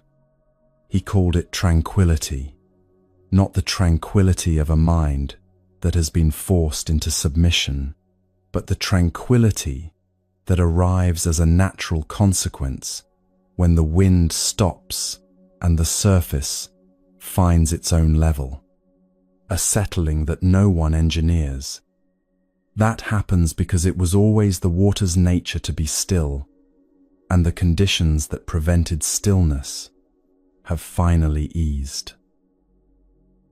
This tranquility is one of 7 qualities the Buddha identified as the natural companions of an awakening mind. He named them the 7 factors of awakening, and he taught them not only as a map of spiritual development, but as something with immediate, practical, and verifiable power. Power demonstrated not in a teaching hall but at a bedside, at the bedside of a sick monk, and then at the bedside of another, and then in one of the most quietly remarkable moments recorded in the early texts, at the bedside of the Buddha himself when he was ill. In each case, the recitation of the 7 factors produced immediate relief, immediate healing, immediate calm. Right now, the bowl in the wind is slowing, not because you have done anything to stop it, because you have been listening for some time now, and listening with this quality of attention is itself a resting place. The surface is not yet completely still, but the gusts are less frequent than they were an hour ago, and each interval of relative stillness is lasting a little longer. Let the water find its own level. It knows how. It has always known how. What it needed was for the conditions that kept it agitated to ease enough for its own nature to reassert itself. The bowl in the wind settles when the wind stops. The Buddha described 7 specific qualities of mind that, when cultivated, create exactly those conditions, not by force, but by natural resolution. One of them is tranquility. And in a teaching that has been chanted at bedsides for over 2,000 years, the 7 factors were shown to heal what medicine could not.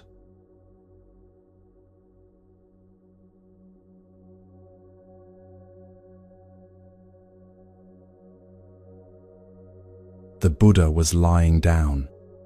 This detail matters more than it might first appear.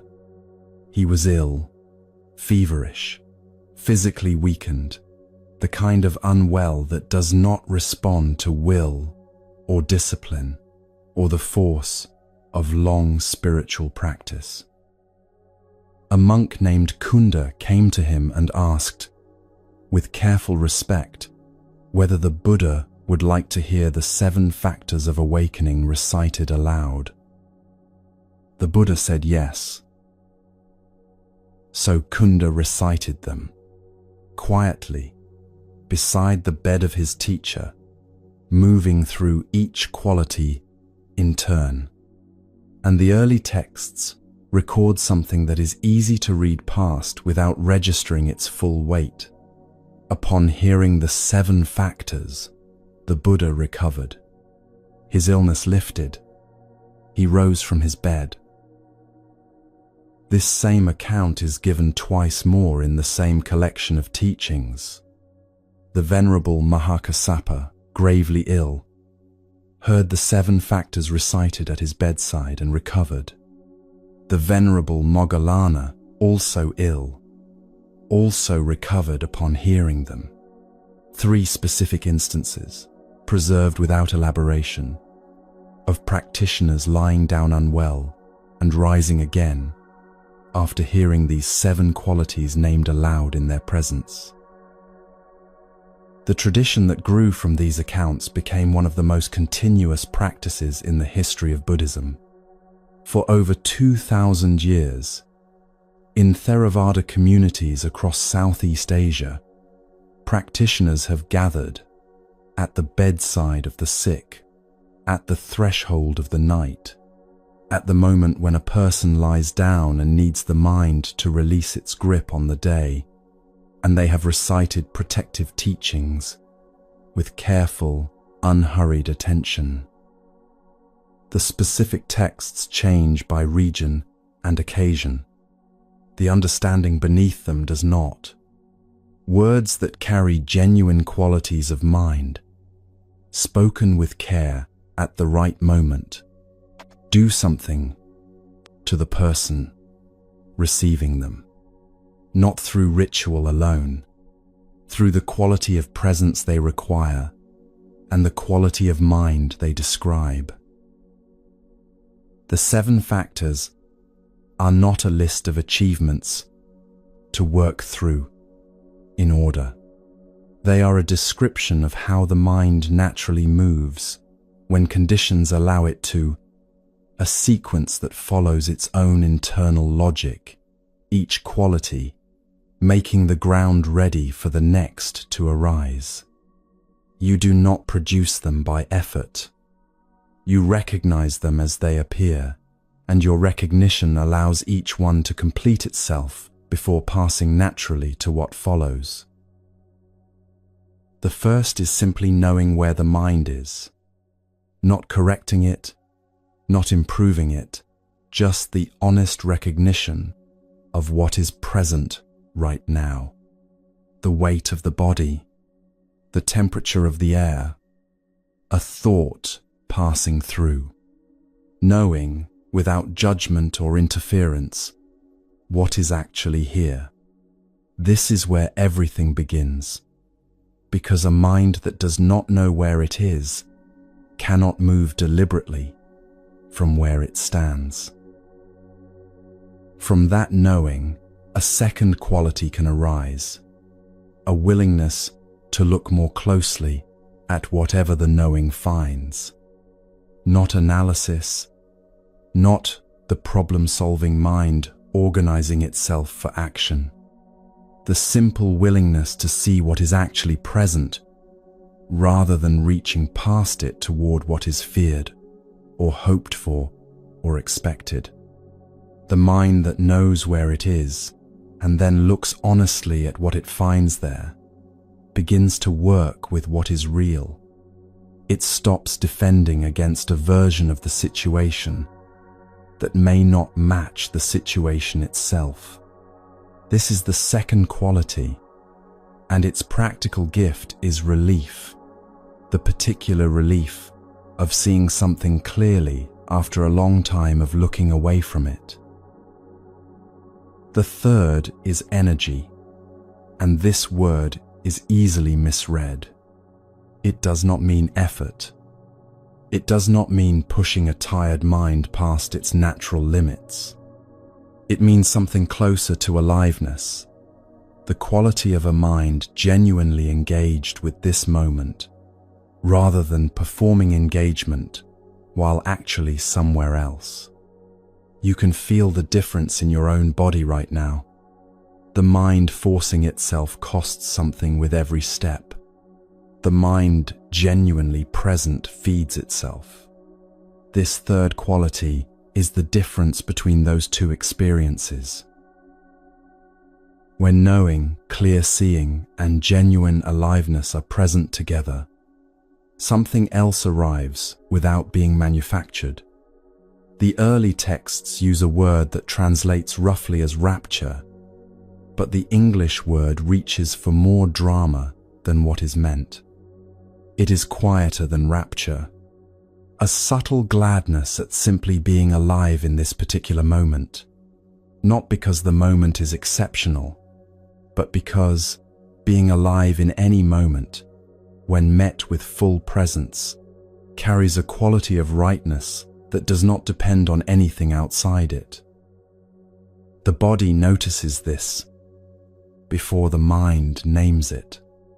Something loosens somewhere that had been held, perhaps for a long time, without knowing it was being held.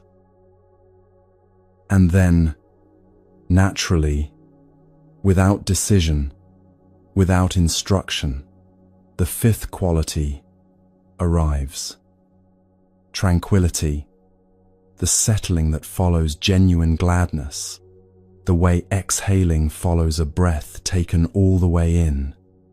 The mind that has moved through knowing, clear seeing, aliveness, and quiet gladness finds itself in a place it did not need to create. The bowl from the last teaching, the one the wind kept agitating, begins, without being touched, to smooth its own surface. The conditions that prevented stillness have eased. The stillness that was always the water's nature quietly returns. In that tranquility, composure becomes available in a way it simply was not before. The mind resting in itself, not because it has forced its way into stillness, but because stillness is what remains when the restlessness has finished. There is nowhere the mind needs to be right now. Nothing it has left unguarded. Nothing whose absence it is rehearsing. Nothing waiting at the edge of consciousness to be resolved before rest is permitted. It has arrived, without drama, at what was always available, and simply required the right conditions to recognize. The seventh quality does not need to be pursued. It arrives as the natural completion of the six that came before it. Equanimity, the quality of a mind that can be with what is, fully and without resistance, without requiring this moment to be different from what it actually is. Not indifference. Not the flattening of experience into something grey and colourless. A steadiness so complete that whatever arises can move through it without destabilizing what holds it. The practitioner who has reached this quality lies down without carrying unfinished business into the night. The sleep that follows is the sleep the Buddha described, comfortable, clean, and genuinely restorative. Consider what this night has already been doing. A mountain that stayed still through everything the sky threw at it. The recognition that awareness itself is not the thought but the space in which thought moves. The practice of goodwill extended in all directions until the mind had nothing left to guard against. The naming of the exact disturbance most responsible for sleeplessness, and the antidote the Buddha prescribed for it. These were not separate teachings placed beside each other. They were conditions being set, one after another, in a sequence that has its own direction. Knowing was being established. Clear seeing was being offered. Genuine aliveness was being invited through the quality of attention this kind of listening asks for. The quiet gladness, the tranquility, the composure, these have been accumulating in the background of everything, whether or not they were named while they were building. The listener who has stayed with this night has been moving through the seven qualities without knowing their names. That is precisely how bedside recitation was always meant to work. not as information to be processed, but as conditions to be entered. The entering has been happening. The conditions are present. Let the seventh quality settle now into whatever space in you has been holding without releasing. This is what Kunda gave the Buddha beside his bed, not a remedy administered from outside. Conditions created through careful, attentive presence, within which the healer that was always available could finally do its work.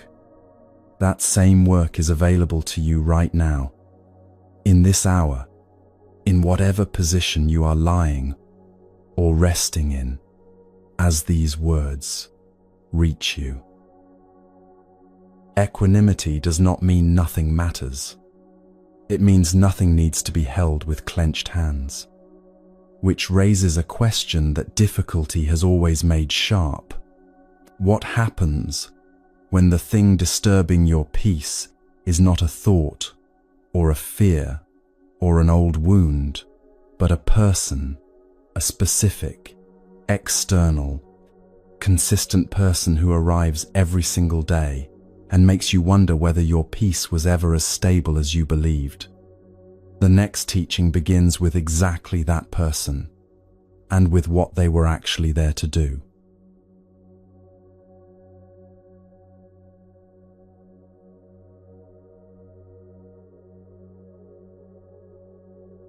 Metal on metal, a rhythm without mercy, beginning before dawn and continuing without pause through the hours of the morning, through the period of afternoon work, and often well into the evening. Not a sound that rises and falls with any consideration for what surrounds it. A constant, indifferent percussion that enters every corner of the temple grounds and makes silence feel like something permanently lost. For a moment, just that sound. No monastery around it, no monk yet disturbed by it. Simply the hammering and whatever response rises in you upon hearing it described, because the response is the teaching. A monk named Jishin had spent 3 years in the temple of still waters, cultivating exactly the kind of practice the name suggested. Early rising, long periods of sitting, the careful tending of a contemplative life built around silence, the way a house is built around its central beam. He had grown genuinely peaceful in those 3 years. His mind had settled into rhythms that felt stable and real. He was not performing calm. He had found it. Then the house next door was purchased by a metalworker named Tanaka, who set up his workshop in the adjoining yard and began his days at a time and volume that suggested complete indifference to the fact that a contemplative community existed 6 meters from his anvil. Within a week, Jishin's practice had collapsed. Not dramatically, gradually, in the way that water finds every crack in a structure that seemed solid. He could not settle into his morning sitting because he was listening for the hammering to begin. When it began, he could not release his resistance to it. When silence occasionally appeared, he could not trust it because he knew it was temporary. He began to resent Tanaka with a consistency and creativity that surprised him. This man he had never spoken to, who was simply conducting a trade in proximity to a community he had no particular reason to accommodate. After a month of this, Jishin went to the temple's head teacher, a man named Echo, with what he believed was a reasonable problem requiring a practical solution. The noise was destroying the atmosphere of practice. Surely something could be done. Surely the community had a right to protect the conditions that made genuine contemplative life possible. Iko listened to all of it. The specific sounds, the timing, the accumulated resentment, the collapsed sittings, the fantasies of intervention. He listened with the patience of someone who has heard many versions of this particular complaint across many decades and recognizes in each one the same underlying question being asked in different clothing. Then he said something that Jishin was not prepared for. What do you think he is here to teach you? Jishin stared at his teacher. The question landed in entirely the wrong place. Tanaka was not here to teach anything. He was here to make metal goods and sell them, and the collateral damage of that enterprise was the destruction of 3 years of careful practice. Iko continued, without waiting for the objection to fully form. You have spent 3 years learning to find peace when the conditions are ideal, when the morning is silent, when the temple is ordered, when nothing outside your control interferes with the interior work. This is a real accomplishment, and I do not diminish it. He paused. But it is not the accomplishment you came here for. The peace that exists only in silence is not yet free. It is dependent on silence, which means silence owns it, not you. Jishin sat with this in a silence that felt different from the silence he had been defending.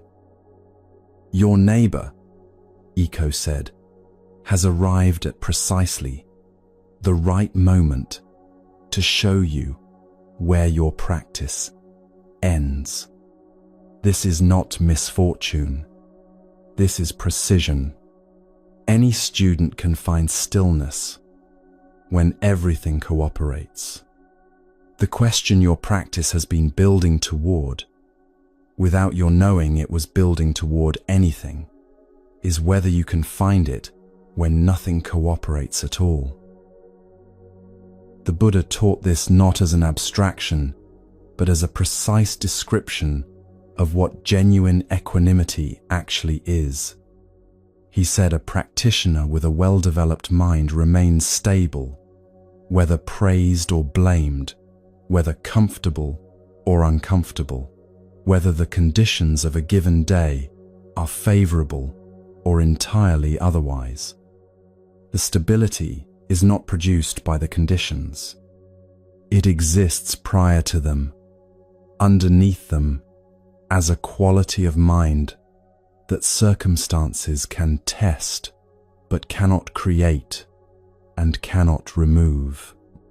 If it could be removed by a metalworker's hammer, it was never really there. It was borrowed from the silence.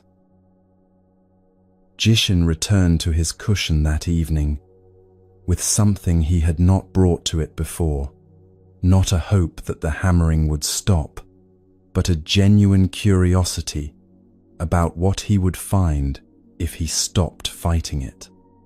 He settled. The hammering was still there. This time, instead of placing himself against it, he allowed it into the field of his attention alongside everything else: the temperature of the air, the feel of the cushion, the rhythm of his breath. One sound among many, present, real, not requiring a verdict. Something shifted, not immediately, not completely, but enough. The sound had not changed.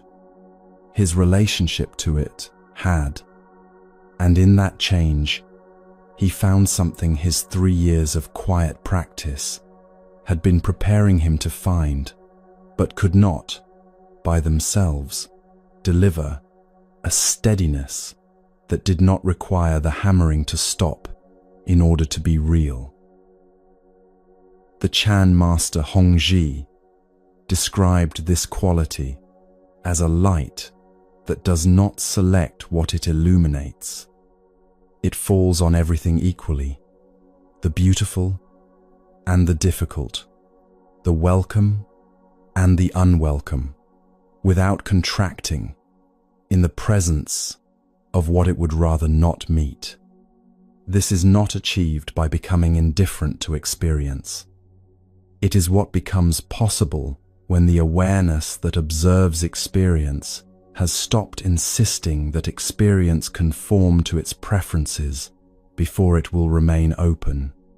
Silent illumination is not the absence of noise. It is the quality of awareness that noise cannot reach. Tanaka eventually moved his workshop to a larger premises several months later. By the time he did, Jishin found he had lost the anxiety about his neighbor's departure that he would have felt earlier.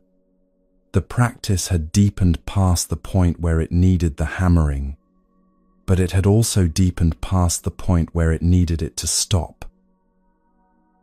What the difficult neighbor teaches is the same thing the river teaches, though from a completely different direction. A king once sat with a monk beside an actual river and asked a question about why action without a fixed self is still action, still intentional, still arriving exactly where it is meant to go. The monk pointed at the water, and the answer was so simple, it took a moment to recognize how complete it was.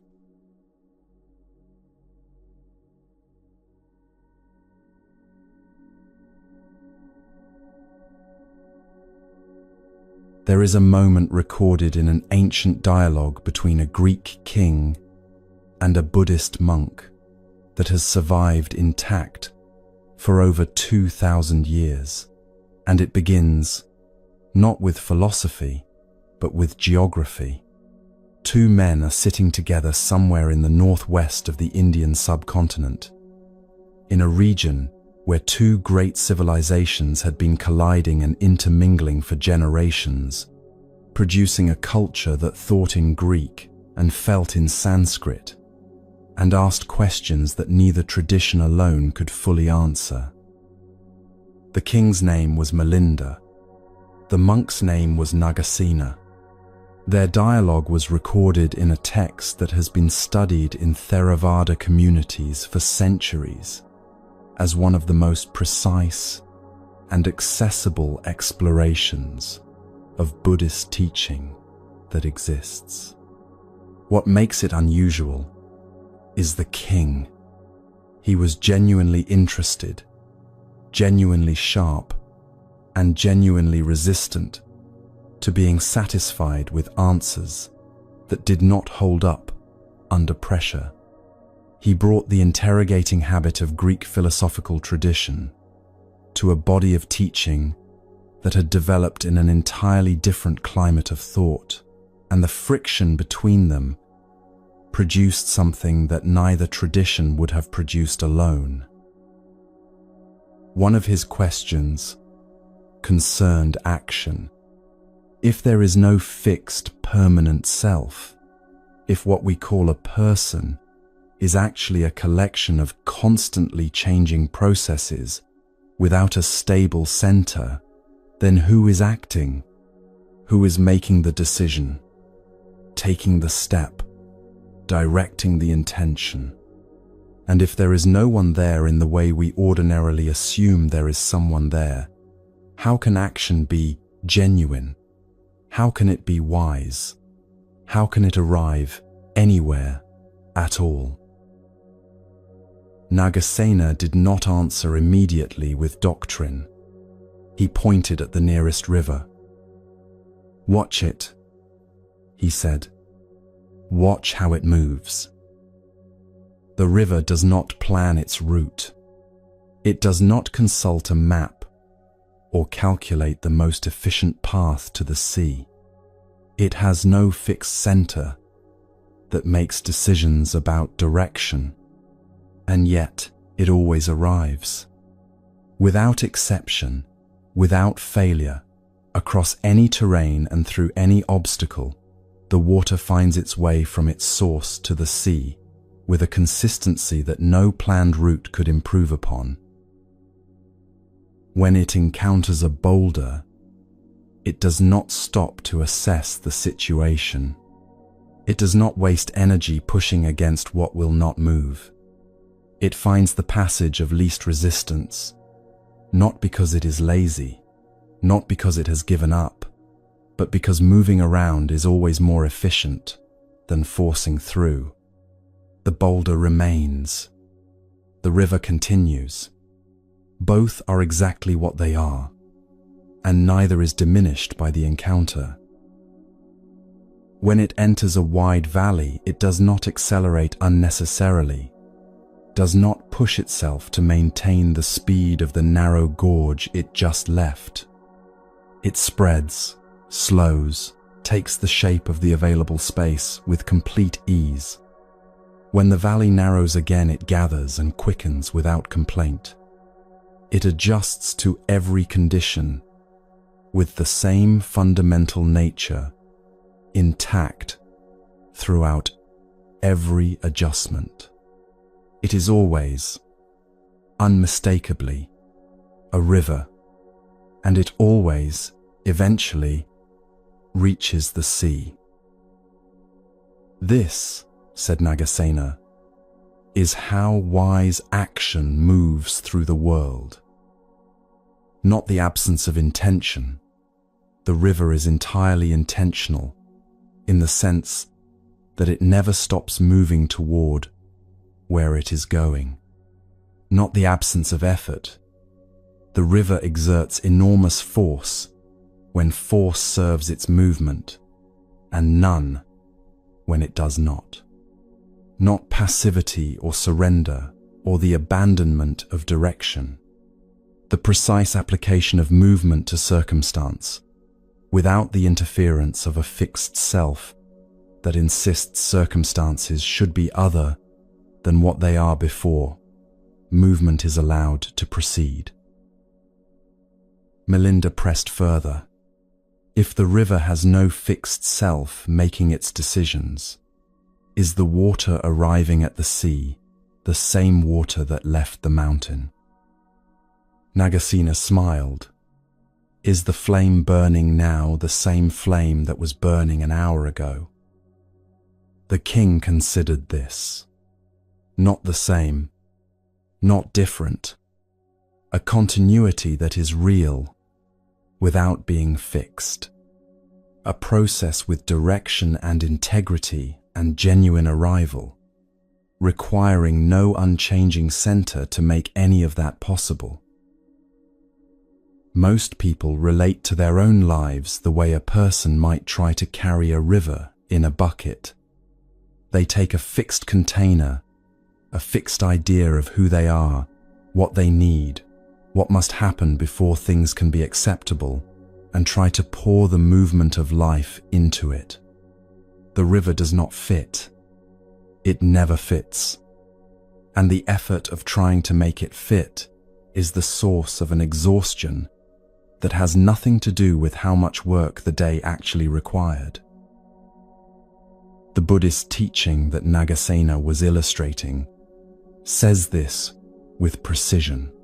Suffering arises not from circumstances, but from the addition of a fixed self that insists circumstances be otherwise. Remove the insistence and the circumstances remain exactly what they are, sometimes difficult, sometimes easy, always changing, but the suffering that the insistence was generating disappears with it. The river still encounters boulders. It simply does not suffer them. This is not a teaching about becoming someone who does not care what happens. The river cares profoundly about arriving. It never stops caring. It simply does not confuse caring about arrival with needing every individual obstacle to not be an obstacle. These are two completely different relationships to difficulty, and only one of them allows continuous forward movement. Consider what you have been trying to carry in a fixed container today. The specific outcome you needed from a situation that moved differently. The conversation that was supposed to go one way and went another. The plan that the day simply did not cooperate with, despite all the reasonable preparation that went into it. Each of these is a boulder the river encountered. The boulder is real. The river's job was never to make the boulder disappear, only to keep moving. You are still moving. The fact that you are here, in this hour, having moved through everything today asked of you, and arrived at this moment of rest, this is the river reaching a quiet part of the valley, wider, slower, still entirely itself, still entirely arriving.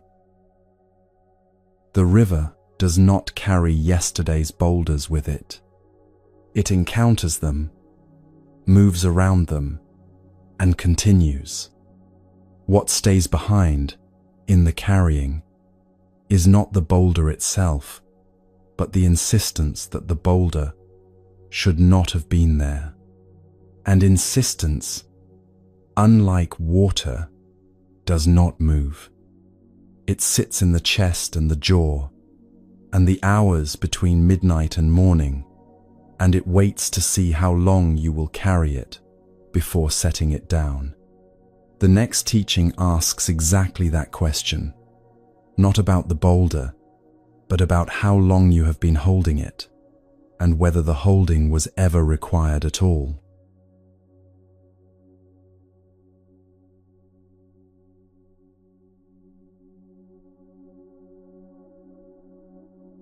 Draw a line on water. Right now, in your mind, run a finger across the surface of a still pool and watch what happens. The line forms for a fraction of a second, a thin disturbance, a parting of the surface, and then closes behind itself as though the finger was never there. No mark, no trace. The water returns to itself so completely and so immediately that the idea of a permanent line on water becomes almost absurd. Water does not hold. It is not in its nature to hold. Now draw a line on sand. This one stays. You can see it clearly. Follow its length. Read the intention behind it. But leave it overnight, and the wind will have worked on it. A week of weather, and it is gone.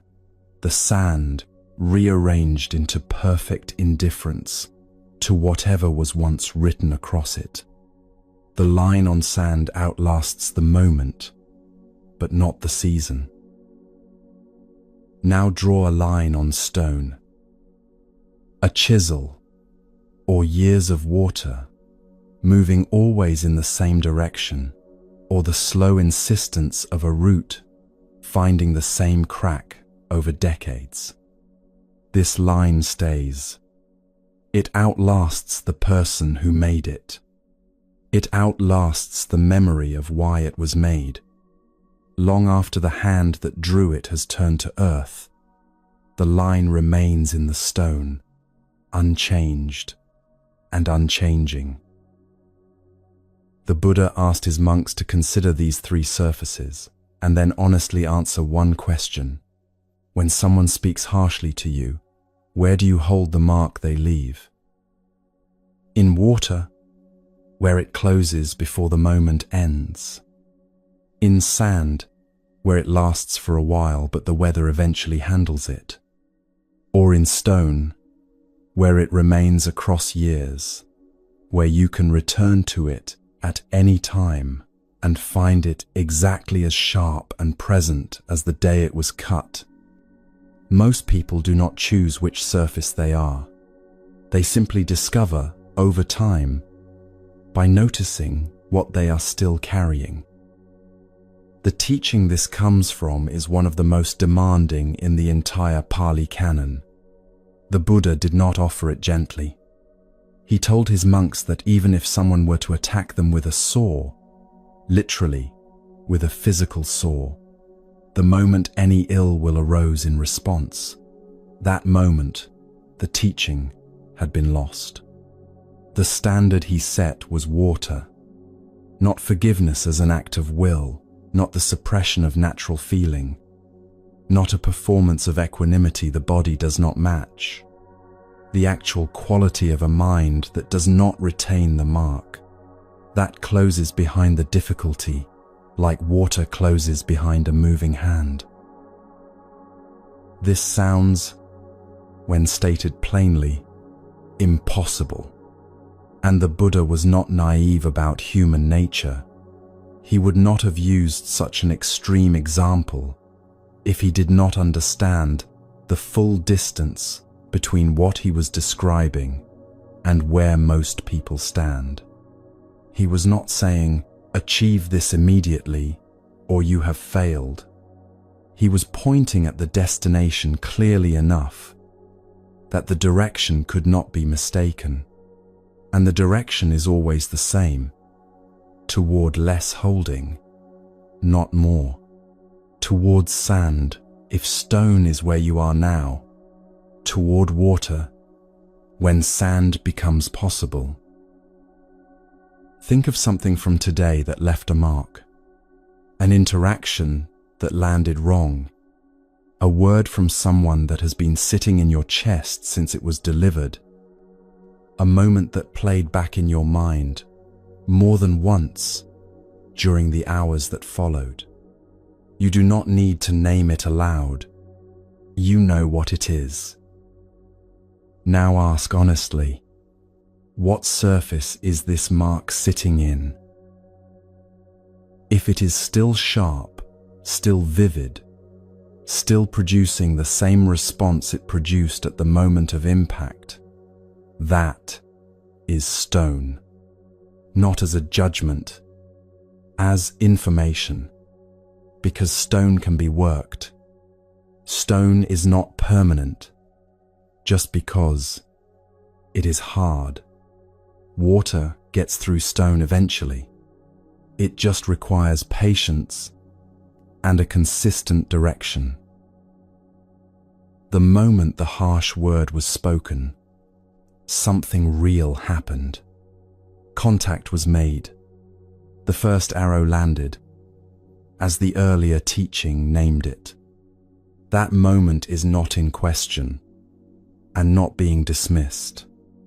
The question is only about what has happened since, because the word itself ended at the moment of its utterance. The person who spoke it has moved through many other moments since then. They are not still speaking it.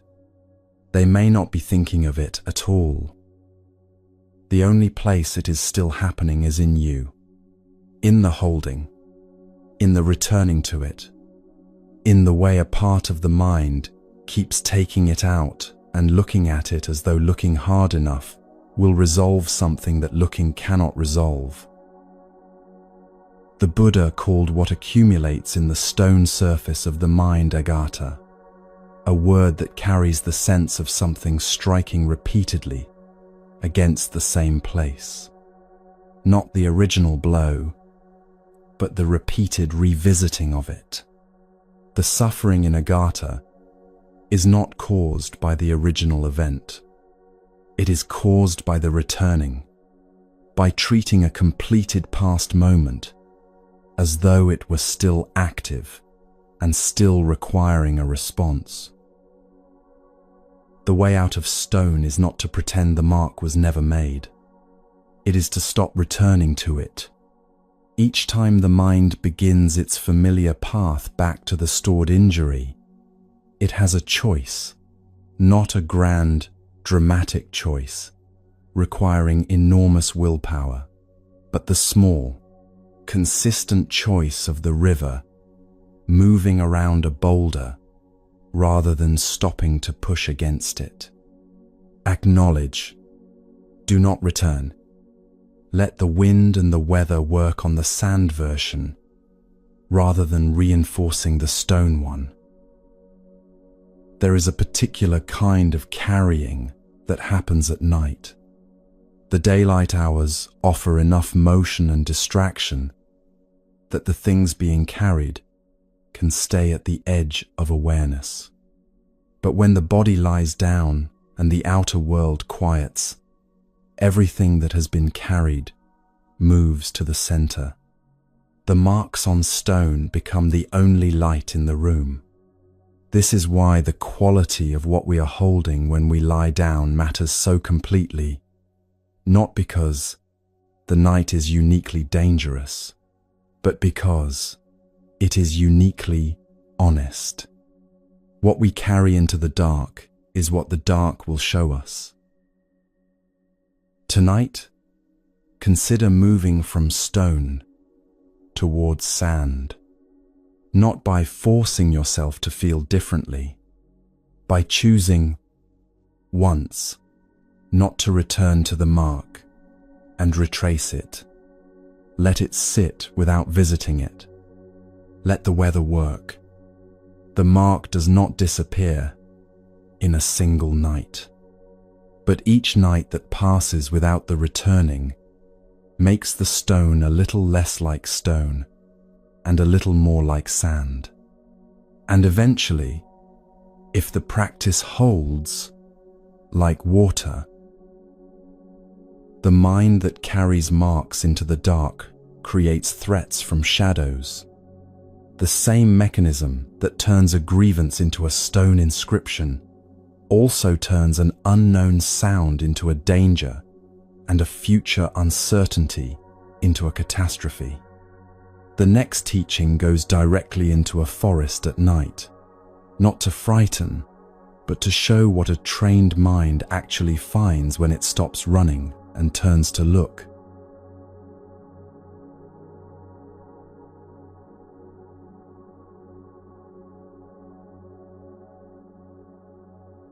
A sound arrives in the forest. The Buddha does not move.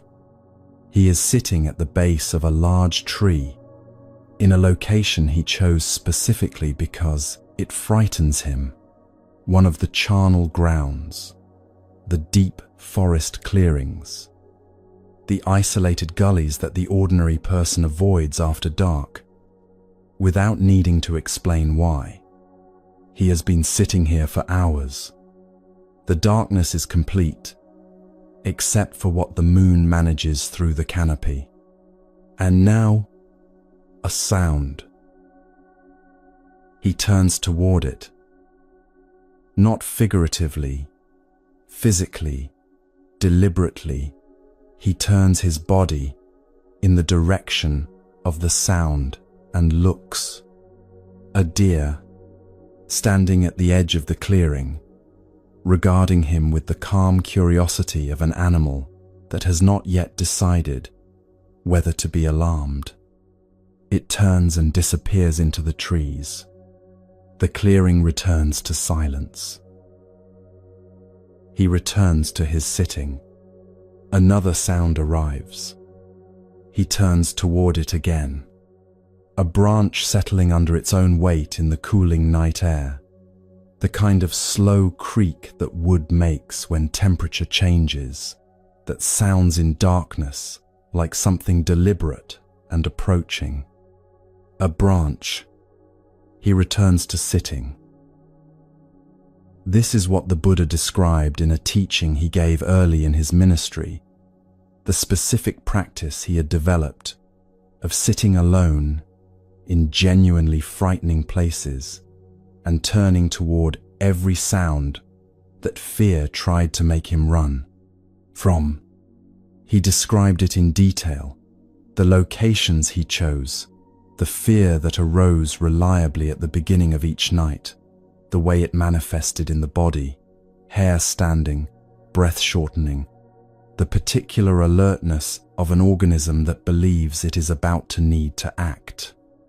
And then the practice, turning toward the sound before the mind could complete its story about what the sound meant. Every time he turned toward the sound, he found what was actually there. A peacock dislodging a branch, wind moving through bamboo in a pattern that the frightened mind reads as footsteps, an animal moving through dry leaves. Again and again, what the darkness contained was ordinary. What the mind was generating in response to the darkness was not. The teaching he drew from this is precise and practical.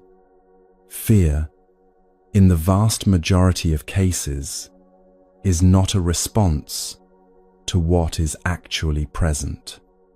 It is a response to what the mind believes is present, to the story assembled from incomplete information in the dark. The sound arrives.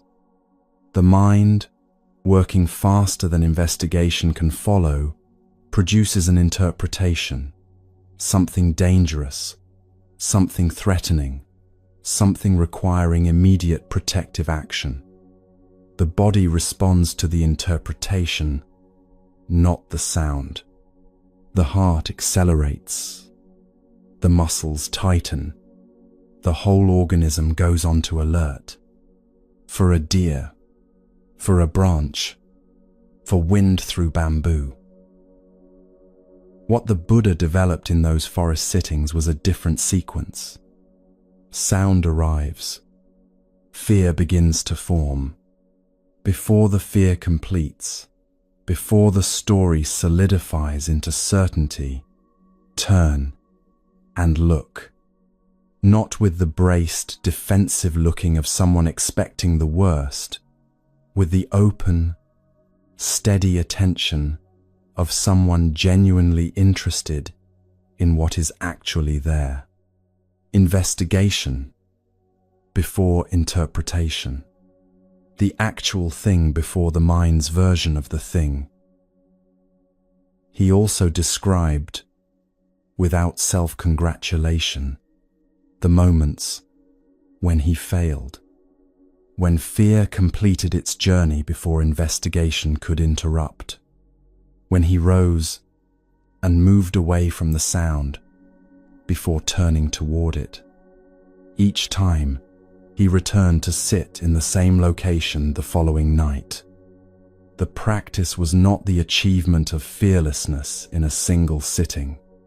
It was the consistent returning, night after night, to the habit of turning toward rather than away.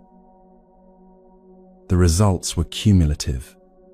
Each time investigation replaced interpretation, and each time it found something ordinary where fear had predicted something dangerous, the mind's confidence in its own fear predictions weakened slightly. The hair still stood, the breath still shortened, but the second movement, the one where the mind builds its catastrophe on top of the physical sensation, became slower, more hesitant, less automatic. The gap between the sound and the story widened, and in that gap, investigation had room to work. This is the capacity the Buddha was describing when he said a practitioner with a well-trained mind can sit alone in the wilderness and remain stable through the night. Not because the frightening sounds stop, not because the body stops registering them, because the mind no longer completes the journey from sensation to catastrophe automatically. Investigation interrupts that journey every time it is applied, and what it finds, again and again, in every forest, across every dark night is the ordinary. The nighttime fears that most people carry are not forest fears.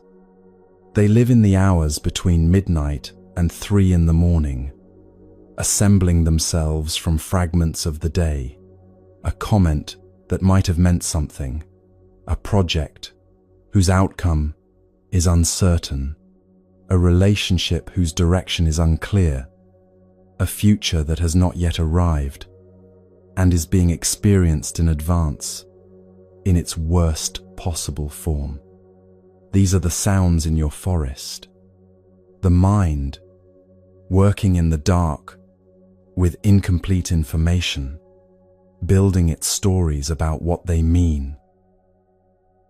The practice is the same. When the fear thought arrives tonight, pause before the story completes.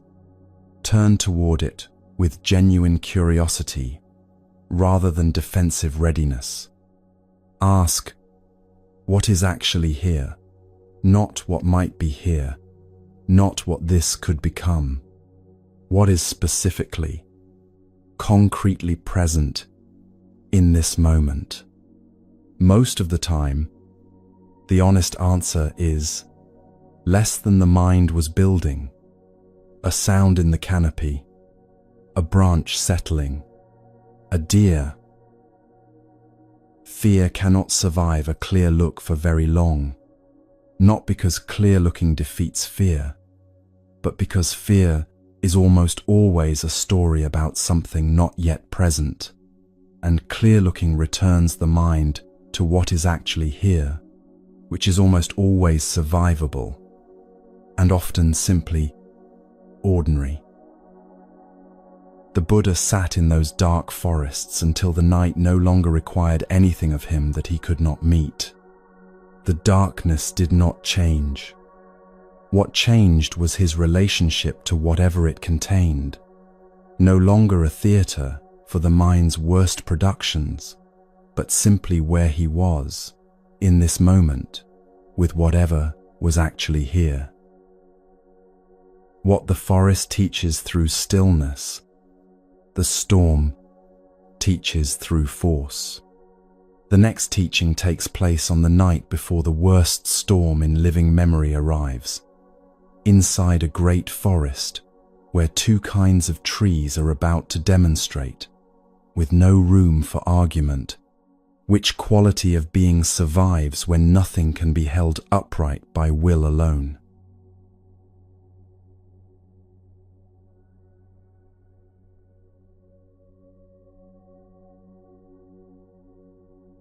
The tree spirits are arguing. This is how the oldest version of this story begins. Not with a storm, not with destruction, not with any of the dramatic imagery that the ending will earn, but with voices disagreeing in the canopy of a great forest on an ordinary afternoon, before the sky has given any indication of what is coming. The disagreement is about a simple question, and the question is this: when the storm arrives, what should we do? The spirits of the large trees answer first. Their confidence is the confidence of things that have stood for centuries, the unhurried certainty of beings whose roots reach deeper than memory, whose trunks have widened past the span of human arms. We will stand firm, they say. We will not move. We have weathered every storm that has passed through this valley, and we will weather this one. To yield would be to lose what we are. The spirits of the smaller trees speak more quietly. We will bend, they say. When the wind comes, we will go with it, as far as it takes us, as low as it pushes us. And when it passes, we will return to where we were. The large trees find this answer unimpressive. It sounds, to them, like surrender dressed in careful language. The small trees have always been small. Perhaps they have simply found a philosophy that accommodates their limitation. The storm arrives before the argument is resolved. It comes the way the worst storms come, with a preliminary stillness so complete that every creature in the forest pauses, some ancient instinct recognizing what the silence means. Then the wind begins. Not gradually, not with any courtesy of escalation. It arrives at full force, as though it has been gathering its intention somewhere out at sea for days, and has finally found its target. The canopy tears and lifts. Rain arrives sideways, horizontal, with the density of something solid. The temperature drops in minutes. The forest, which was still a moment ago, is now a single continuous roar. The large trees do exactly what they said they would do. They stand firm.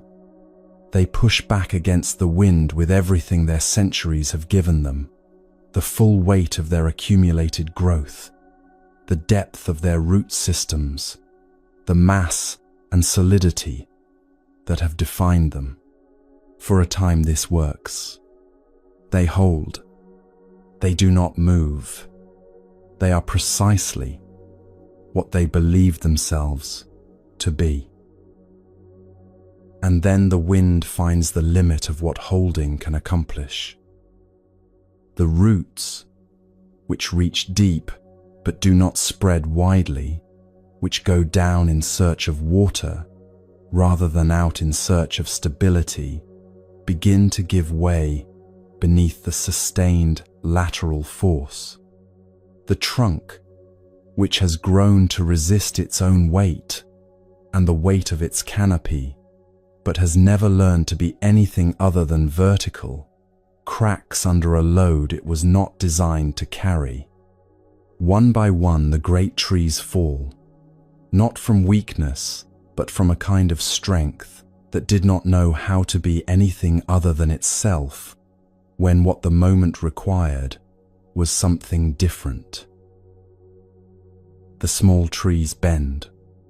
They bend until their crowns brush the ground, until any observer would say they are finished, until the bending looks indistinguishable from breaking. Their roots, which spread wide and shallow through the soil, hold precisely because they hold in every direction equally, no single direction bearing the full force of the storm, the load distributed through an underground network that the wind cannot reach.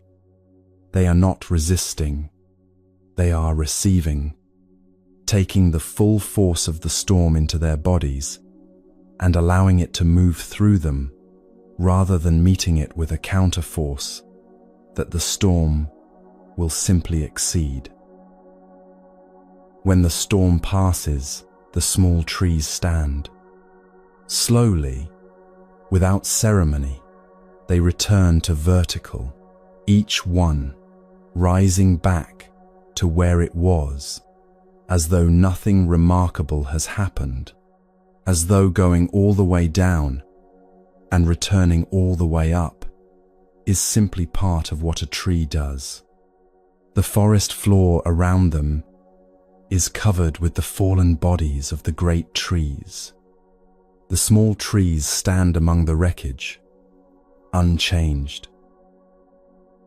The Bodhisattva, the being who would eventually become the Buddha in one of his many previous lives, was a tree spirit in this forest, and the teaching he drew from what he witnessed was preserved in the Jataka tales. What appears as strength is brittleness. What appears as surrender is the most complete form of survival available. Only what yields to what it cannot change will still be standing when the wind has finished. This is a teaching about flexibility, but it is important to understand what flexibility means here, because it is easily misread as weakness, or as the absence of principle. The small trees did not become less themselves by bending. They were rooted throughout, their underground network held through every degree of their bending, which is precisely why they could return to vertical when the bending was no longer required. Flexibility without roots is not the teaching. The teaching is roots deep enough that the surface can move freely without anything essential being lost. Think of where in your own life you have been standing firm in the manner of the large trees, the position you will not move from, the outcome you will not release, the version of how something should be that you are holding against a reality that keeps insisting otherwise. The wind is not personal. It does not know it is pushing against you specifically. It is simply what is. And what is, held against with sufficient rigidity, will eventually find the limit of the holding. The Buddhist teaching on the middle way is sometimes misunderstood as a teaching about moderation, about finding the acceptable midpoint between extremes. But the middle way is not about avoiding the edges. It is about having roots deep enough that you can visit both edges without being destroyed by either. You can bend fully without losing what you are. You can yield without surrendering your direction. The small tree goes all the way to the ground and comes all the way back. It does not compromise its bending or its returning. It does both completely. Tonight, whatever you have been holding rigid can be allowed to bend. The roots will hold. They have held through every storm you have already survived, and those storms were real, and you are here. Bending now is not losing what you are. It is trusting that what you are runs deeper than any position the surface is currently defending. The trees bent all the way to the ground and found the ground waiting to receive them, which points toward what this entire night has been moving through its teachings to uncover, the thing that has been waiting beneath every story, every difficulty, every hour of searching. A woman spent her whole life sitting directly above it without knowing it was there. And what she found, when she finally dug where she had always stood, was not something new. It was what had always been there, patient, inexhaustible, requiring only the one act she had never thought to perform.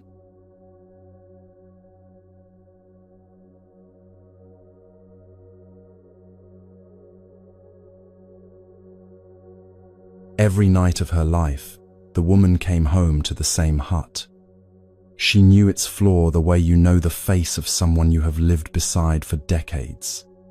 Every uneven stone, every place where the boards creaked, every corner where the cold came through in winter. She had swept that floor thousands of times.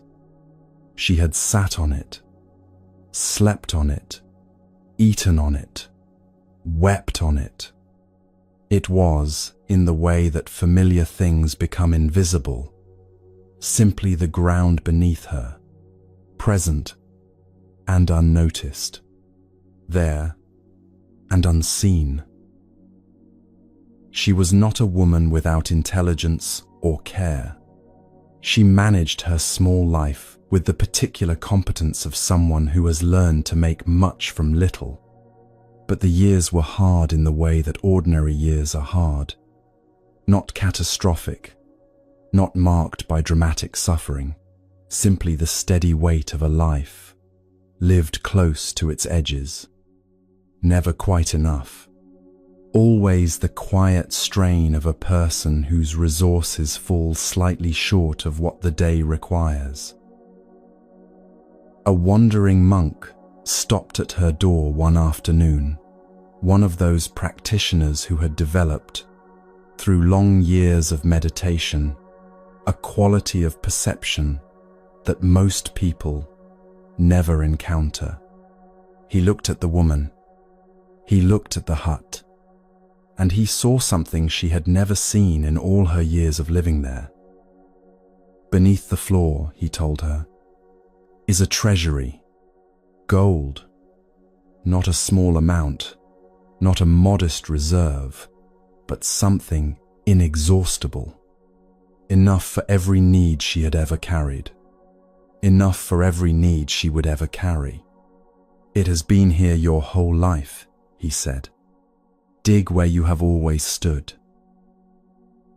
She did not entirely believe him. The claim was too large, too improbable, too directly contrary to everything her experience had taught her about her own situation. People who have lived for years in a particular story about themselves do not release that story at a stranger's word, even when the stranger is calm, even when something in his presence makes the claim feel less like fantasy than it should. But she dug, because the cost of being wrong was only the effort of digging, and the cost of not trying was another year of the same insufficiency she already knew.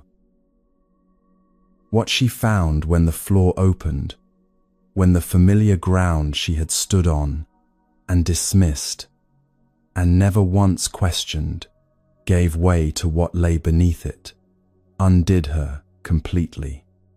Not with joy, not immediately, with the particular shock of a person discovering that the story they have been living inside was wrong in the most fundamental possible direction.